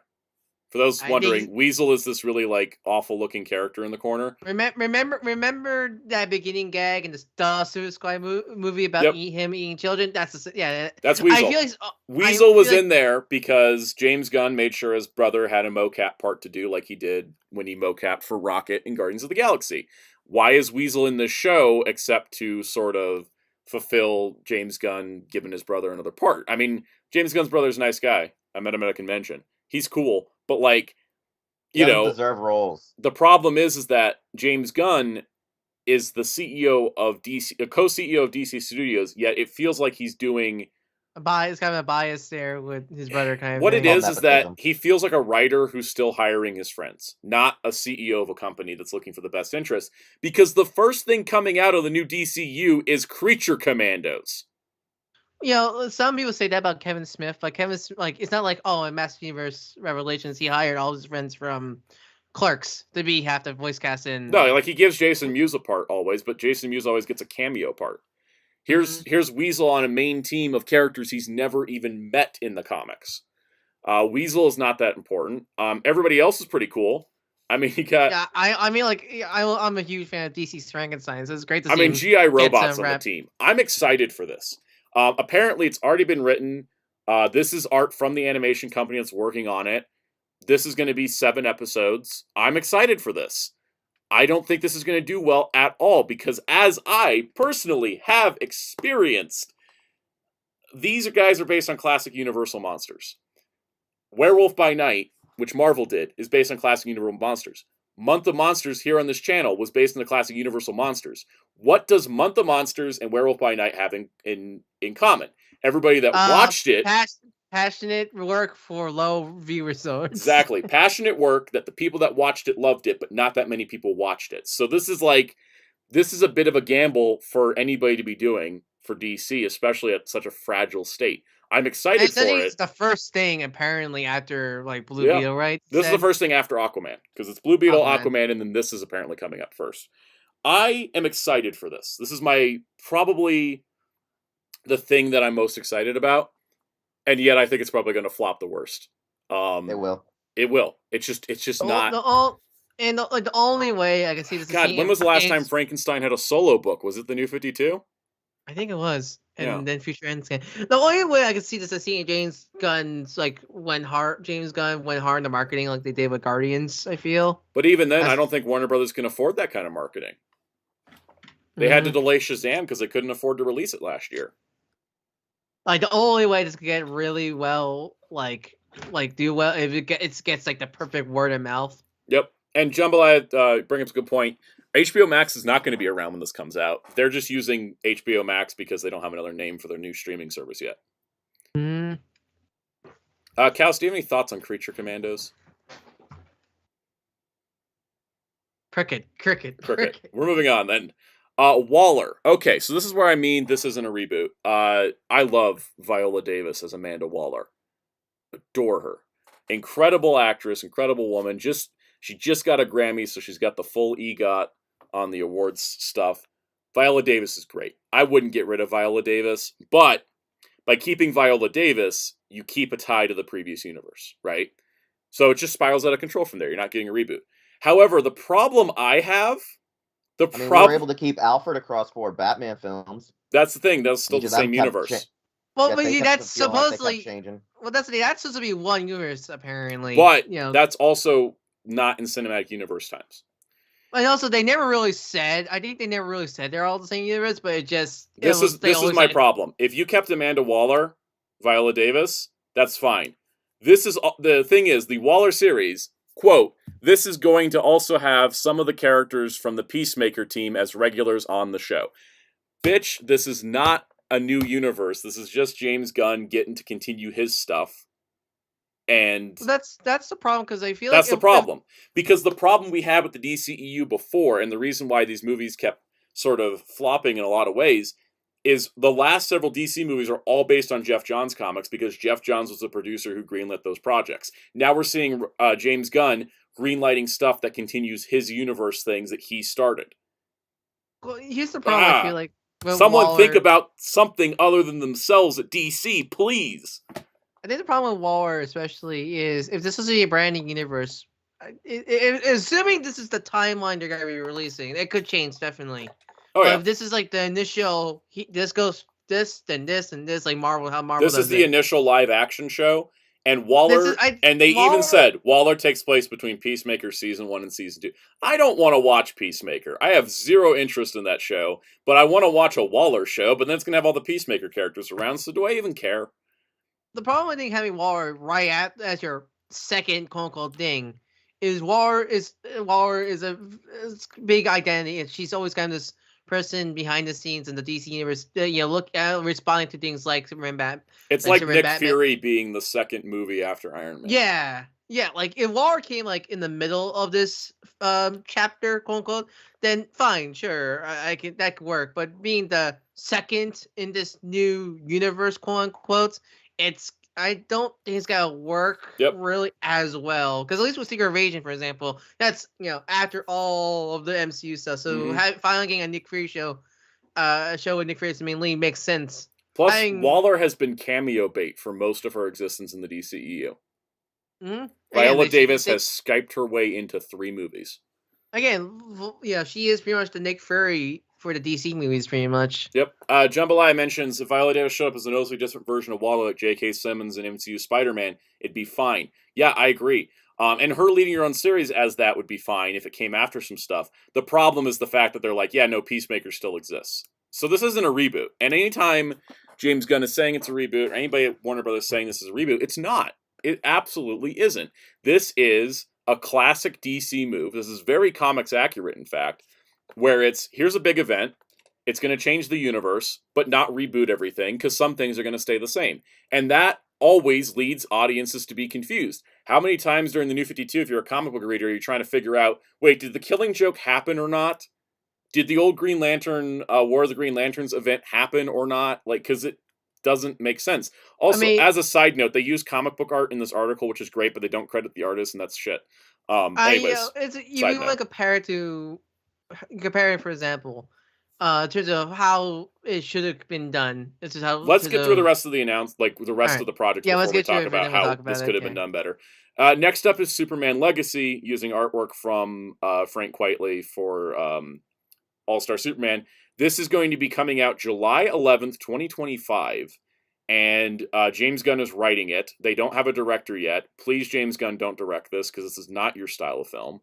I haven't seen James Gunn have any range as a director, so I don't really want him directing Superman. Now, the problem with Superman, I think it's great. We're doing Superman. It's not an origin story. Fantastic. It's the way you should do it. The problem is that Superman comes out in July, and the Batman Part 2 comes out in October. So you have a Superman and a Batman movie coming out 3 months apart, and they're not in the same universe. Us, as comic book fans, are going to get that. Our mainstream audience is going to get that. Or are they going to wonder why Robert Pattinson doesn't show up in the Superman movie, or why Superman doesn't show up in the Robert Pattinson movie? Adding to that, I think it's fine to do Superman. But when this is the problem, is that there's people online, this has already started, if they're like, well, why are you keeping Ezra Miller but getting rid of Henry Cavill? And that's the problem. If it was a fresh start, a fresh reboot, people could have hard feelings about it, but if you were dropping everybody, then nobody would be, why'd you keep them instead of them? That is the problem that we have. I saw someone say I was watching a video about this, and someone was saying that maybe the reason why James Gunn doesn't want to kick Ezra Miller out is because James Gunn had a Twitter controversy that got him fired from Disney, and is like, well, maybe I should be second chance guy. And it's like, all right, but Ezra Miller's a really problematic figure, and maybe you shouldn't be keeping them around. Like, I don't fully believe that's the case, but I understand why people think that way. I always feel also Ezra Miller did show up to do the cameo in Peacemaker, along with Jason Momoa, and those two getting kept while everyone else was dropped because they didn't want to do it. Not a coincidence. I always wonder if it has to do something with contracts. So this year, when Henry Cavill came back for Black Adam, I wasn't sure. I don't. They filmed his Black Adam cameo in September, and the movie released in October.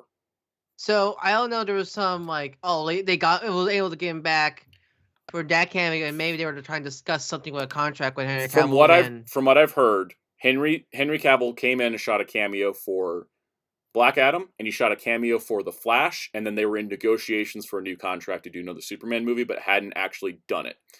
But apparently, Ben Affleck, Henry Cavill, and Gal Gadot's cameos have all been cut from The Flash because they're now using it as a springboard to this new universe. Wow, because I remember, isn't like Zod? I'm not sure it's not gonna be kept, but isn't Zod gonna be in? Zod's supposed to be like one of the main villains, but again, who knows what they're doing because that movie. There's probably like 9 or 10 different versions of the Flash movie. When is that movie coming out? Because I know this year, but June, and yet we don't have a official trailer. They got a Super Bowl spot though. Warner Brothers spent a bunch of their cash to promote Flash at the Super Bowl. They are going to be selling that movie on Michael Keaton Batman, I gotta tell you. All right, moving on. Lanterns. Lanterns will star Hal Jordan and Jon Stewart. It will be a true detective type mystery with 2 lanterns. I could not care less. This is a live-action Green Lantern show. How many times HBO Max said they're doing a live-action Green Lantern show and completely failed to deliver? Is this art new? Is this art new, or is this like? This is from Green Lantern Earth 1. Once again, not credited to the artist. I was kind of confused. I haven't kept up with some of the current DC stuff, so I was so confused seeing Yellow Lantern Jon Stewart. It's from an alternate universe. Guys, does anyone else want to watch a Green Lantern show where it's a true detectives but Green Lanterns? No, I mean, supposed to be a cop. Not at all. Not a detective. The only thing I would take it if it was Guy Gardner, maybe. Just adding an actual cop. I mean, it's not like Green Lantern and mystery stories don't like they've done it before. They've done Green Lantern mystery stories before. So they're adding Batman stuff to it. Just like. No, literally, but like it's like Batman's popular, so we got to make him a detective too. Well, I don't want to say Batman should be the only detective. I mean, the question's there. I know, but that's the thing is like Green Lantern is not something I will look at and go detective show. Mm-hmm. You know my biggest issue with this is. You know what the best part? You know what the worst part about this is, guys? James Gunn's talking about like, if a character we're gonna have animation and live action mixing together, and the same actors will play it in both, right? When he was talking about Creature Commandos. Why is this not an animated show? Why is the Green Lantern show not an animated show? Like, Green Lantern you could do in live action, but I think budgetly it can't. It doesn't work out. HBO Max has been trying for 5 years to get a Green Lantern show off the ground. The movie had trouble keeping its budget together. It costs too much to do a Green Lantern solo project in live action. You can slip them into a Justice League, but doing it solo, it's going to cost too much. So why isn't this just an animated show? Like, as a Green Lantern fan, I really want this show to do well because I love the Green Lanterns. It just, I just don't know, like, because seeing Jon Stewart again is great. I love Jon Stewart. I'm not, like, this is the one I'm kind of more. I'm so bored by the premise, right, guys? Does anyone else agree? Like, Kraus agreed with me that like this doesn't seem like a good fit for Green Lantern, it's right? It's not.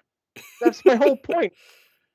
I mean, again, like I always kind of feeling that they didn't want to say cop because of the controversies of police and stuff. I don't know. But the thing is, like, you can do Green Lanterns as protectors of the zone, right? No, you know what it probably is James Gunn probably like jerked himself real hard to the Batman, and so he wants to make everything now a detective cop thing. The thing is, okay, so here's the thing: it's completely Earth-based too. It says we find this ancient horror on Earth, and these guys are basically super cops on Precinct Earth.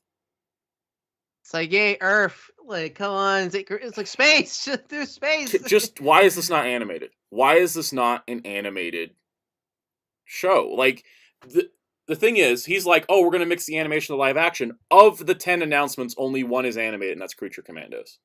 This should have been anime. Should have done a green. And why is it called just Lanterns and not Green Lantern? Why does DC hate the word green? Slap him with Arrow. I mean, if like I'll be fine if it was Kermit called the Frog. I'll be fine if it was called Lanterns. It was about like the this whole lantern. Wheels, shut up. If it was called like wow. it was. Wow. How about I tell you to shut up, Wheels? God. I would like if the Lanterns show. I feel like the title would fit better. It was about the whole Lantern Corps, like the rest of the colors. But it was about like again, I think it's a bad art. I think this artwork's bad to choose to represent your Green Lantern because people would think it's gonna be like all about Green Lantern, Hal Jordan, Yellow Lantern, John Stewart, and like I don't think that's gonna match the final show. Probably. I will because we're running low on time. I'm gonna start moving us along. You're gonna see another trend. Exactly. We're gonna have another trend here because I will talk about that in a bit. Okay. Why is The Authority a live action movie? I mean, I'm happy they're using something from Wildstorm finally, but like because I don't think Wildstorm ever got any like outside of Wildcats. Yeah, Wildcats. I don't think there was any other like post DC buyout about Wildstorm characters. Let me pose this question, Kaus. What do you know about The Authority? The Authority. The Authority. God, I should know that. Do you hear that name and go, I need to buy a movie ticket right now? No. It makes me feel like I'm gonna watch a rerun of Raw circa 2013. This is the problem, right? This is the problem with this lineup, is they're too obscure. Like the thing is, it's gonna be the same problem as Eternals. Same problem as Eternals. Same problem with Black Adam. Same problem with Shazam. Even they're throwing too much money at the more obscure projects. The LPH understood where I was coming from. Yep. Because The Authority, I think, great characters. James Gunn's like, this is one of my passion projects. Unless this thing is like a superstar cast, like Guardians of the Galaxy was, I don't know. I don't think this is going to do well. This is probably going to flop, and it's the second movie out the gate. And this should have been a show, because it would be less risky as a show. You know what? Now I'm thinking about it. I think I know why they're probably banking on this a little bit. They see how well The Boys is doing, and I feel like they're gonna try to make this like the DC version of The Boys. Almost. Yeah. Why is my dad printing things while I'm streaming? Okay, Muteki T brings up a good point. Guardians had a tree and a raccoon. What does The Authority got? Not Hot Girl, not Superman, not Batman, and not Captain Britain, according to this artwork. That's the problem with The Authority, too, is they were a parody when they weren't owned by the company they were parodying. I don't know. All right. And unlike Shazam, where he's definitely more different versus Superman, he's definitely look more like XPs than like their kind of own unique heroes. Moving on, Paradise Lost. A Game of Thrones type story about Paradise Island. Okay, so here's the thing. Warner Brothers owns DC and HBO. Why do we have True Detectives but Green Lantern? Game of Thrones but Amazons? Game of Thrones and True Detectives exists on the same service these are going to be on. Why are you making everything so redundant? This is my problem. A lot of this stuff feels like good ideas from a fan perspective, but the problem is that it doesn't feel like it was thought out from a business perspective. Why would anyone watch Game of Thrones but Amazons when they could just watch Game of Thrones? Why would anyone watch True Detective but Lanterns when they could just watch True Detective? Mm-hmm. And I like obscure DC stuff. I really do, but and the problem with this show too is it's not even going to have Wonder Woman in it. Well, it takes place before Diana's born. Will it have Artemis in it at least? Who knows? I don't know. They haven't announced characters, but I heard mixed things about is this gonna be like a prequel? People saying it's a prequel to the Wonder Woman films. Saffron said the events take place before Diana's birth. This, I think, is a prequel to the new Wonder Woman films. I think Gal Gadot's out. Her Wonder Woman movies are out. But come on, really? I love the Amazons as characters, but without Wonder Woman involved, how much stories can you really tell about Themyscira without Diana? Because the thing is that they've been doing comics with Nubia and the Amazons in the last couple years, they're always miniseries because they can never commit to an ongoing because they're not sure the sales are there. And Diana shows up in all of them. Yeah, actually, you bring up a good question. Are any of these shows gotta last more than a single season? Probably not. I mean, if they even exist in the first place, because you know how DC is with announcing stuff and then never following through. And guys, here's the thing. This is not the worst announcement. You know what the worst announcement is? And I hate to say it, Brave and the Bold. This is the dumbest idea they've pulled yet. Because, I gotta tell you, I love Damian Wayne as Robin. And I've wanted a movie with the Bat family for years. It is ridiculous how we always do these loner Batmans that never have even a Robin, okay? So when I was like, all right, cool, we're doing Batman and Robin. And they're like, it's based on the Grant Morrison run. I'm like, cool, we're doing Dick Grayson Batman and Damian Wayne Robin. Great. That way you have some distinction from the Robert Pattinson Bruce Wayne Bat. Nope, it's Bruce Wayne Batman. And why is it called The Brave and the Bold when that's a very Silver Age title that gives you a Silver Age vibe? And then we've got Damian Wayne. And the thing is that it's gonna. So they basically have said, it's not Ben Affleck. It's we're working with Robert Pattinson on Batman Part 2. It's the story of Damian Wayne, and it's based on the Grant Morrison comic run, sort of. But Peter J. Tomasi did a better run with Damian. I'm just gonna say it. And it says it's going to feature other members of the Bat family. So the thing is that how many Bat family members are going to show up? If Damian's here, does that mean Dick, Jason, Tim, and Steph already were Robin? Or are they jumping ahead? And the thing is, why would you have two different, separate Batman live-action movie ongoing franchises? That's a horrible idea. It's unlike, let's say, in the 2000s where you have just Batman, Justice League, and The Batman, because at least one was called Justice League, but Batman only being in some episodes versus different networks, different art styles, different voice actors, different kid audience, right? But the mainstream audience, if they go see The Batman and then they see the next Batman movie has Robin, they're gonna think it's the same Batman, and then when they see it's somebody else, they're gonna get confused. And then, in terms of trying to make sure that there's no fandom wars, what if...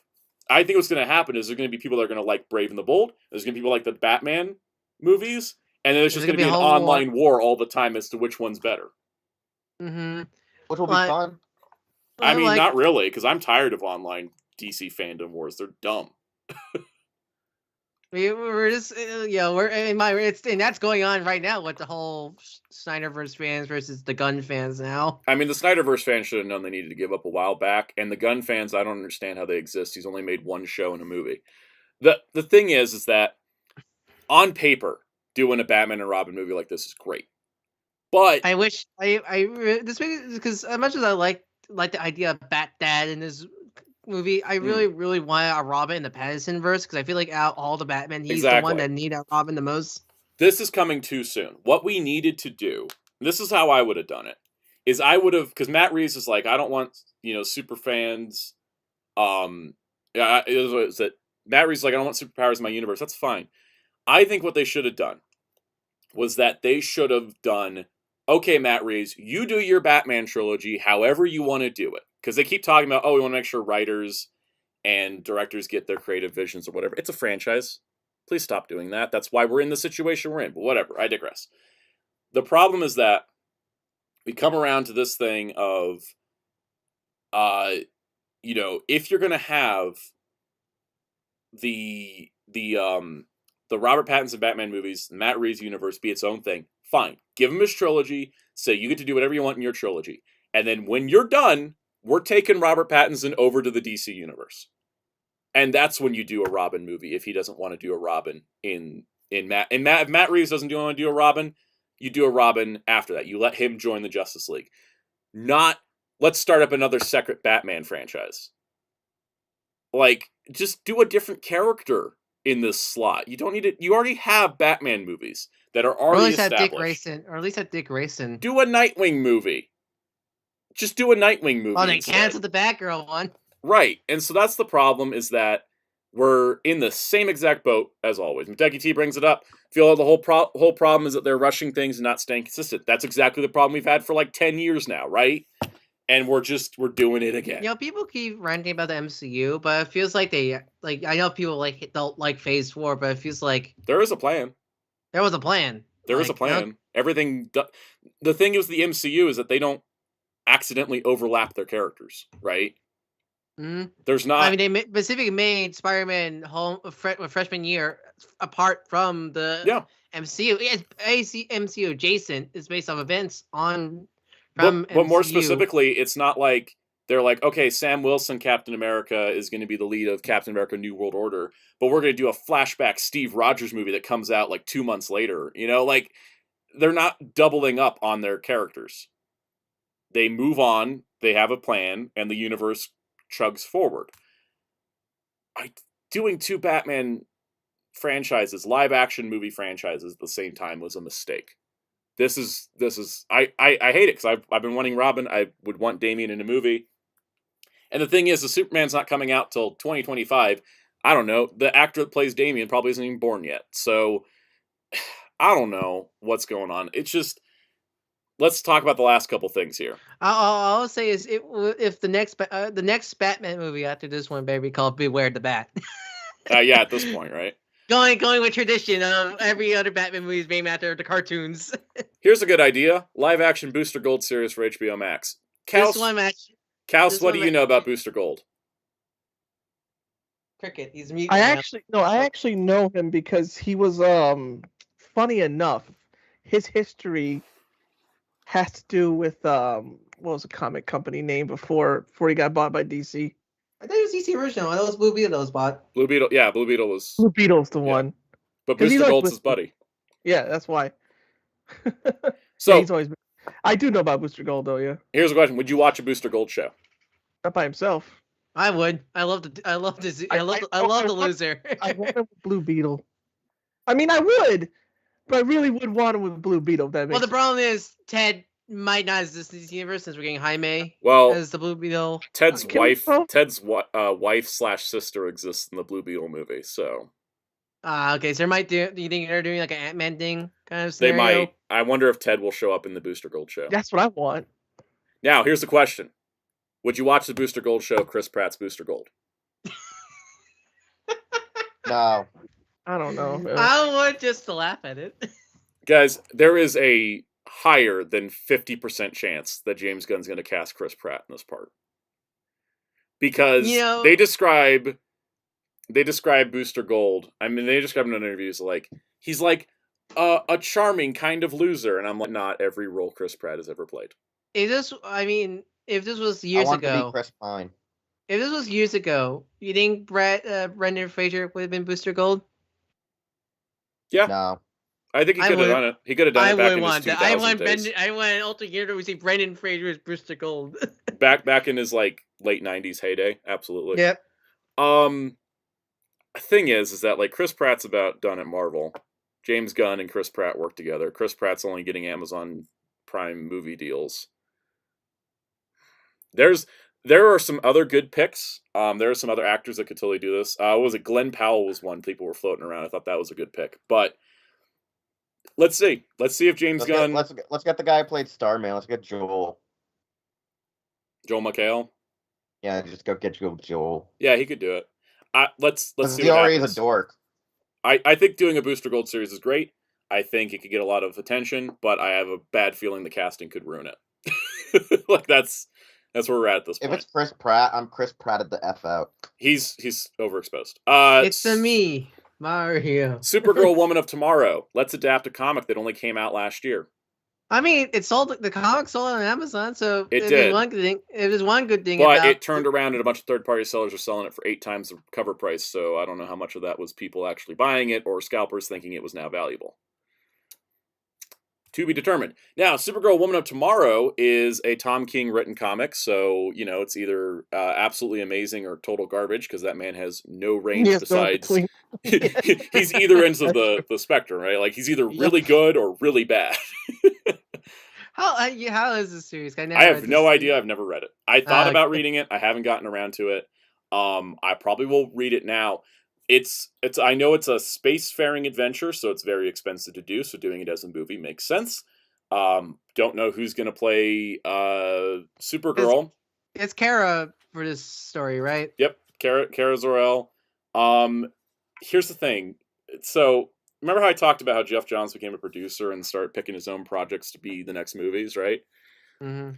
So James Gunn announced there was a writer's room for the DC universe. Like there was going to be a group of writers working on all this stuff, and I'm like, that's cool. Makes like one giant TV show. Tom King's in it, and Tom King wrote this comic, so biases. Yeah, I don't know.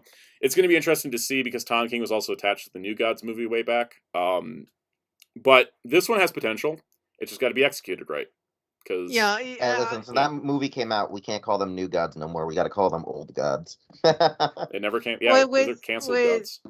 With Supergirl, like this one, like the premise, I'm not sure I feel because I just really like Kara being this peppy, fun. Oh yeah, no, girl. this is Kara with horrible PTSD and going on a revenge story. So yeah, that's more why already. That's why I'm a little more about this. Because the thing is Tom King, like I said, Tom King's either really good or really bad, but he has one setting: trauma. And I never really liked that because that's why I never really read that much of his Batman run. Mr. Miracle, trauma. Batman, trauma. Batman and Catwoman, trauma. Supergirl, Woman of Tomorrow, trauma.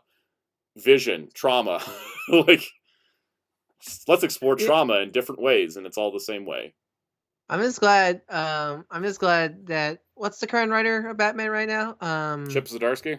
I heard good things about his run. Yep, I really want to check out. Moving along, Swamp Thing. This one I'm legitimately looking forward to. It was like horror movie, Swamp Thing. Like, yes, this is like. Guys, if there's gonna be any movie I really have high hopes for, is this one because this could be probably the best movie in the whole slate, and it's gonna make the least amount of money. I know. Because like the original. I love Swamp Thing. All right, original film, Return of Swamp Thing is like the greatest Swamp Thing movie ever. How about the 80s cartoon? 80s cartoon only lasted 5 episodes. Okay, that didn't make it out of a week before getting canceled. Somehow, the live action show lasted 3 seasons.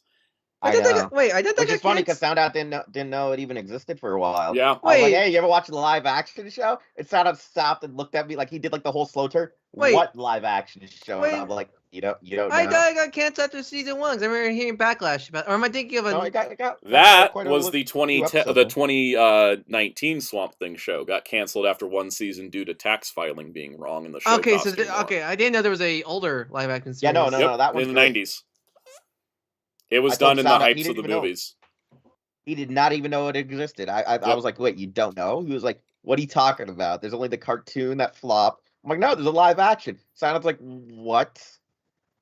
And that show actually lasted like 3 seasons. But anyways, the point is, Swamp Thing has never been financially successful, cannot carry a comic book much longer than the old Alan Moore run, and every project gets canceled or doesn't do well. So, I mean, it could be great, though.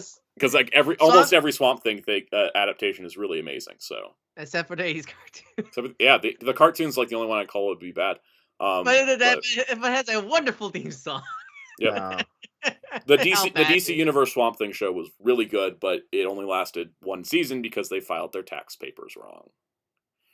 So, anyways, if you're trying to revitalize DC, which has had a constant problem of creators picking their own works, with characters being too obscure for mainstream audiences and investing too much money into them, with a universe that doesn't seem to decide, is it fresh starting, is it starting over, or is it just continuing off of things?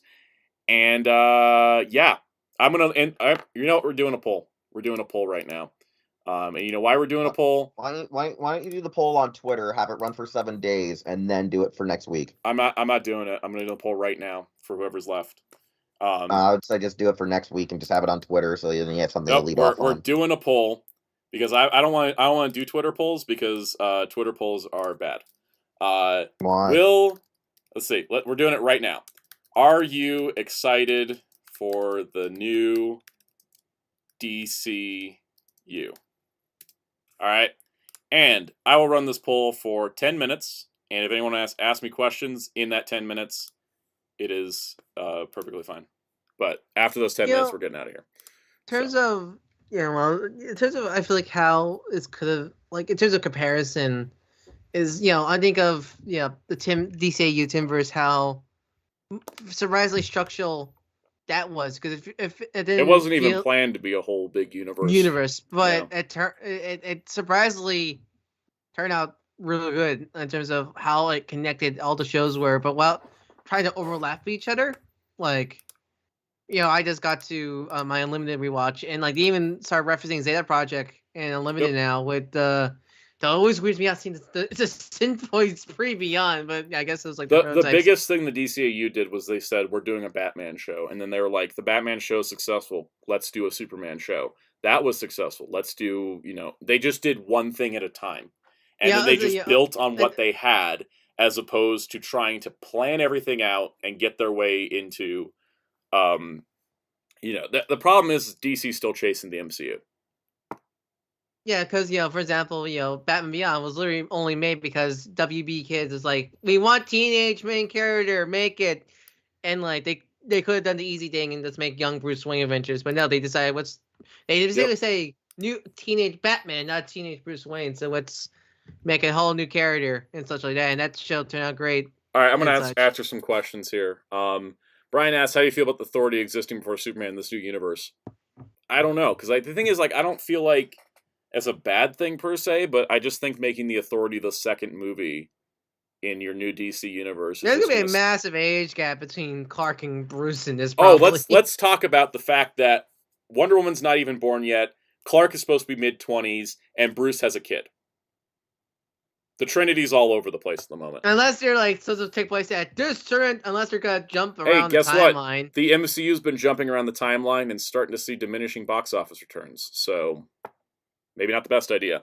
But yeah, I mean, it's not like the worst idea. It's just and it's in the comics too. It's always weird when you see Midnighter and Apollo teaming up with Batman and Superman, because Midnighter and Apollo are supposed to be pastiches of Batman and Superman, and so when they hang out together, it's weird.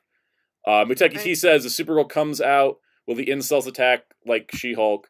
That's just scary with all the hate. Yeah, they probably will. I mean, it's woman. If a woman's in a movie and she's the lead, then that's gonna it's if a woman is a Red Ranger, she'll get attacked. If a black man's a Red Ranger, they'll get attacked. If anybody is in a white was male, a Red Ranger, they'd get attacked.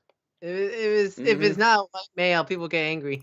Yep, just the people that have no lives. LPH says the DCU can be the blueprint, but nope. Yeah, I agree. Even the recent, the Tomorrowverse, the recent animated movies, they did this thing where it's the Superman movie also features Lobo and Martian Manhunter. The Batman movie didn't have anybody in it. The Justice Society movie was also introducing the Flash and Wonder Woman and all that. What the problem is that they're let's do the Authority instead of maybe do a Superman versus the Authority movie as the sequel to Superman, and then you introduce the Authority through Superman to see if people like him enough to give him their own project. That's what's missing. Also, is my problem how in DCU technically the third movie was Suicide Squad. Yep. And that's the problem, is we're rushing to the conclusion too fast. Common Jojo said, imagine a Hollywood Chris Pratt Kamen Rider movie. I'm glad that'll never happen because of how unlikely it is. But that's going to keep me up at night now. That's a curse. I want those the fake Bat movie trailer Twitter account where it's these horrible fake movie posters. I want to see that now. It's not even that I dislike Chris Pratt. I just think he's overexposed. I just get kind of tired of seeing him and everything. SSJ4 Jason says, hopefully they never touch the Mark Millar run of Authority. Yeah, nobody should ever touch Mark Millar's runs on anything. Let's see. He said, just saying if we're... Was it Superman stuff decent, though? What are we talking about? Mark Millar. Wasn't it Superman stuff decent? Yeah, but the general rule is don't touch Mark Millar's stuff, because it's not worth it. Muteki T says, just saying if we jumping the timeline, do that 70s show with Batman, Wonder Woman, and Superman. An update on the Deca Ranger set. Someone's Deca Ranger copy was literally in pieces when it got in the mail. Oh, the actual case? I'm gonna send it to you on Twitter so you can showcase it on here. Dang it. The shipping, guys. The shipping problems with Shout. Let it all out. These are the things you need to worry about, so come on. Yeah, I just sent it to you. You look at this. Oh my It's, god, like, why did half Psycho send me 12 messages while I'm streaming? Oh, good god. What happened? You put this on, yeah, you need to put it on stream. Yeah, I'm gonna put It's this on ridiculous. stream. Oh, I thought the good god was something Psycho sent you a message of. No. Brian said it only took one movie to get mixed reviews for Zack Snyder's 8-year plan to fall apart. Exactly. Like, is Warner Brothers going to get reaction arrow James Gunn? Looks like Strongest Human got his Deca Ranger, and he's opening it. It's going to be horrifying to watch. Muteki T says, so are all these origin stories just jumping right in with no background? Apparently Superman and Batman, like, Batman's probably an origin of Damian Wayne, but Superman's not an origin. Good lord! Look at that case! Yeah, look at this. Oh my god. So I imagine some will be origins and some are just jumping in. Like, Superman, you don't need to tell the Superman origin again. It's been told 1,000 times as Superman and as other things. And you can always just sneak some scenes in via flashback that don't have to be a full-on origin. Deca Ranger is a Shout Factory exclusive, right? Yep, currently. Y'all... And I don't even know if my discs work your case yet. is bad. That's horrible. That's just terrible. I love these one-handed openings. Yeah, I mean, I have a tripod. But not many people do. Yeah, that's just bad. Where were we? DC stuff? Yeah, so, like, some of them will be origins, I think, for the ones we know. Like, we're not going to get an origin of Batman. We'll get an origin of Damian or something. You know, we didn't need the origin for Tom Holland's Spider-Man. We skipped on over it. That was fine. Oh, no, his origin was in No Way Home. Yeah. But, I mean, even more so, like, just... Yeah, I think that's the problem is we're seeing the same mistakes repeated again and again and again. Zalchak, that's not the person destroying the case. That came like that. Yeah, it arrived like that. That was... Because, I mean, mine shipped in a bubble mailer, so... Okay, should we end the poll? I'm gonna end the poll. End poll. What's the results? What are the results of the poll? Guys, this is the most negative poll response I've ever gotten because it's not about my own videos. Are you excited for the new DCU? 61% said no after 21 votes. I mean, I think that just tells you a lot of things right there. Like, this audience should be like into stuff like this. DC. I want to like newer DC. I really do. It's not giving me reasons to. And Muteki, you bring up a good point. The general audience is very confused with the MCU doing multiverse stuff, and DC out the gate is having 2 different Batmans. And their kickoff point is a Flash movie. We did this with the DC animated movies. We did this in the comics. It doesn't ever work. Just doesn't work. Can't wait for DC EU rebirth in like 2 years. Then I don't even know how they're supposed to wrap video games into this mess, and I don't know. I saw someone's like, how long will it take to one of the things to what's the right word? Conflict with each other to the lore. Yeah, I mean, James Gunn's like, I'm gonna make sure every writer gets to have their own creative vision. Sorry, you can't do a cinematic universe. Everybody's got their own creative vision. Kevin Feige knows that's the reason. I still remember the mess of the line continuity. Yep. Of that's to be one consistent continuity. Brian says, I gave them DC after WB said they regretted releasing the Snyder Cut. Honestly, the thing is that, releasing the Snyder Cut was just them going, oh yeah, sure, let's release it. Can you request a box when you buy for Shout? No. Oh, no one's you just order from Shout and they send it to you and whatever. You can't request anything from them. I don't even think they ship. I don't even think the people we order from, or the people we talk to with Shout, are even in the same building as the shipping company. Because it doesn't come from a place called Shout Factory. It comes from a place called Clark and Riggs. Anyways, yeah, no, the thing was that they released a Snyder Cut because they're like, oh, we kind of messed up. And then it showed. It showed that the Warner Brothers executives who were in charge of DC did not know what they were doing because a much better movie came out in that director's cut than did in theaters, and everybody can see that. like even if you like one version over the other, or like if you like the theatrical, I don't even care. But like the thing is that it was just a better constructed movie than what came out in theaters.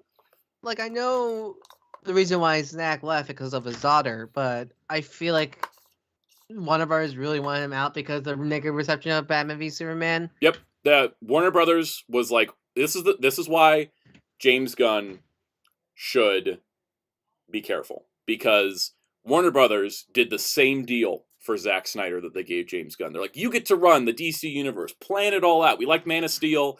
You get to do, plan out this whole thing. Make sure that you get to Justice League within like 3 or 4 movies. Like you have a Justice League movie by 2017 was their rule, and he had to make it work.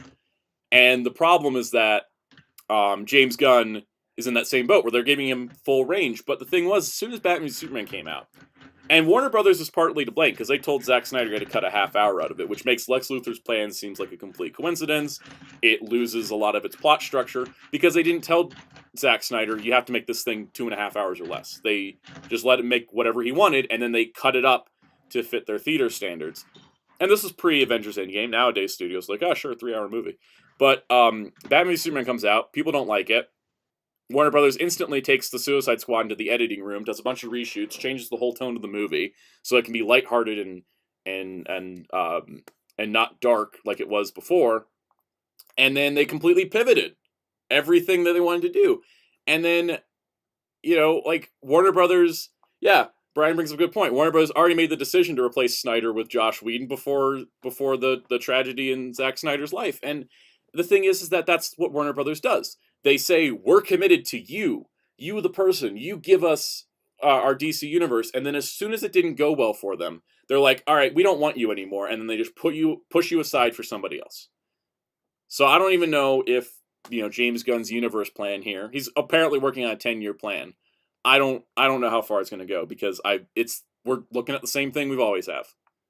The thing is, never believe what Warner Brothers says, believe only what they do. And that's the problem.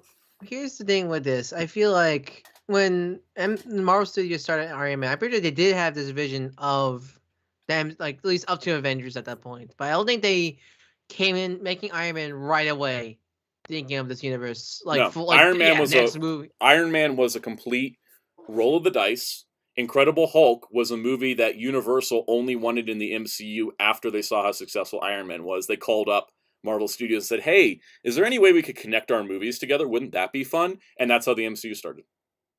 Yeah, it was not like, again, I imagine... They didn't start with a 10-year plan. Kevin Feige was there since Iron Man 1, right? Kevin Feige was with Marvel since 2004. I can't forget because he did help work on anything that was under Marvel Productions before they became Marvel Studios. He was involved with as a producer. That's why they gave him the job at Marvel Studios.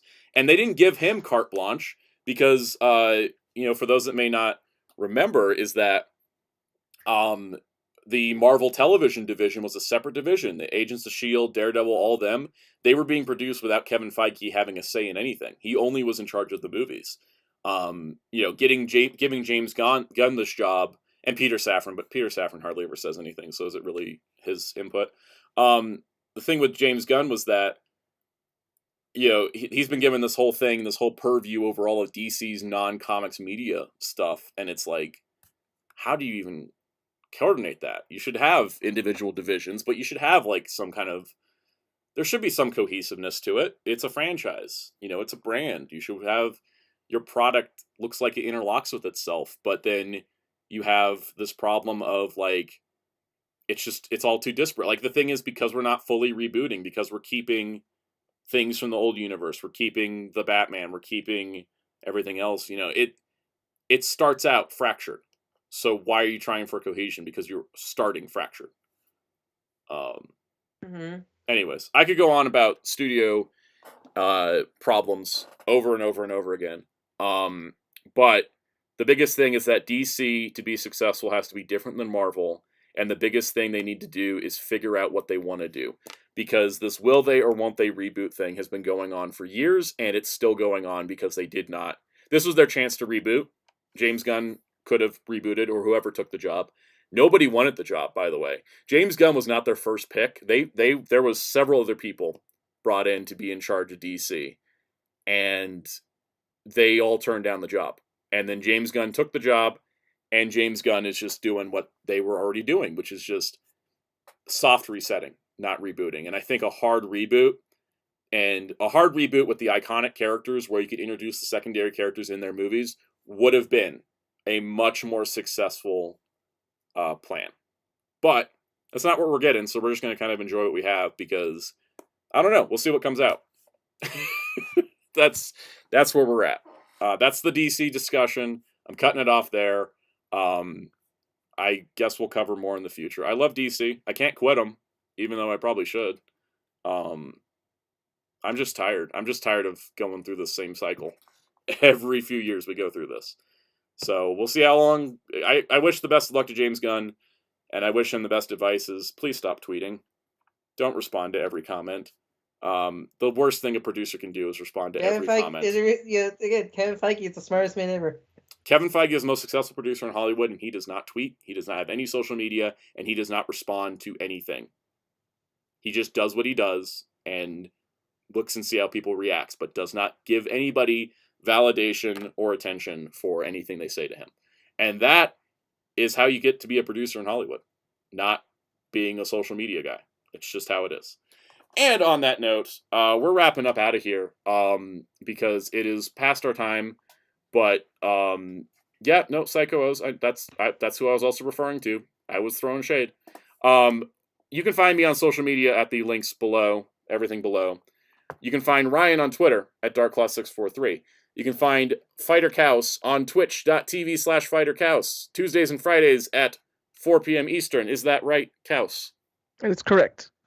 Awesome. You also find the Geek Fighters on twitch.tv/thegeekfighters on Saturdays at what time is Saturdays? 5 Eastern. 5 Eastern. You can find Wheels over on Twitter and YouTube at Wheelchair21. And there is cool stuff also at Hero Club at hero-club.com that you should all check out. And that's about it. We're going to wrap out of here. We were talking, I expected us to go over, so this wasn't too bad. We'll be back next week at 5 p.m. Eastern, Mondays, like usual. Get excited because I don't know what the news is going to be. And yeah, end of the day, remember, if you're a producer in Hollywood and you're somehow watching this, please stop tweeting. All of you are tweeting too much. And on that note, this is Soundout saying goodbye.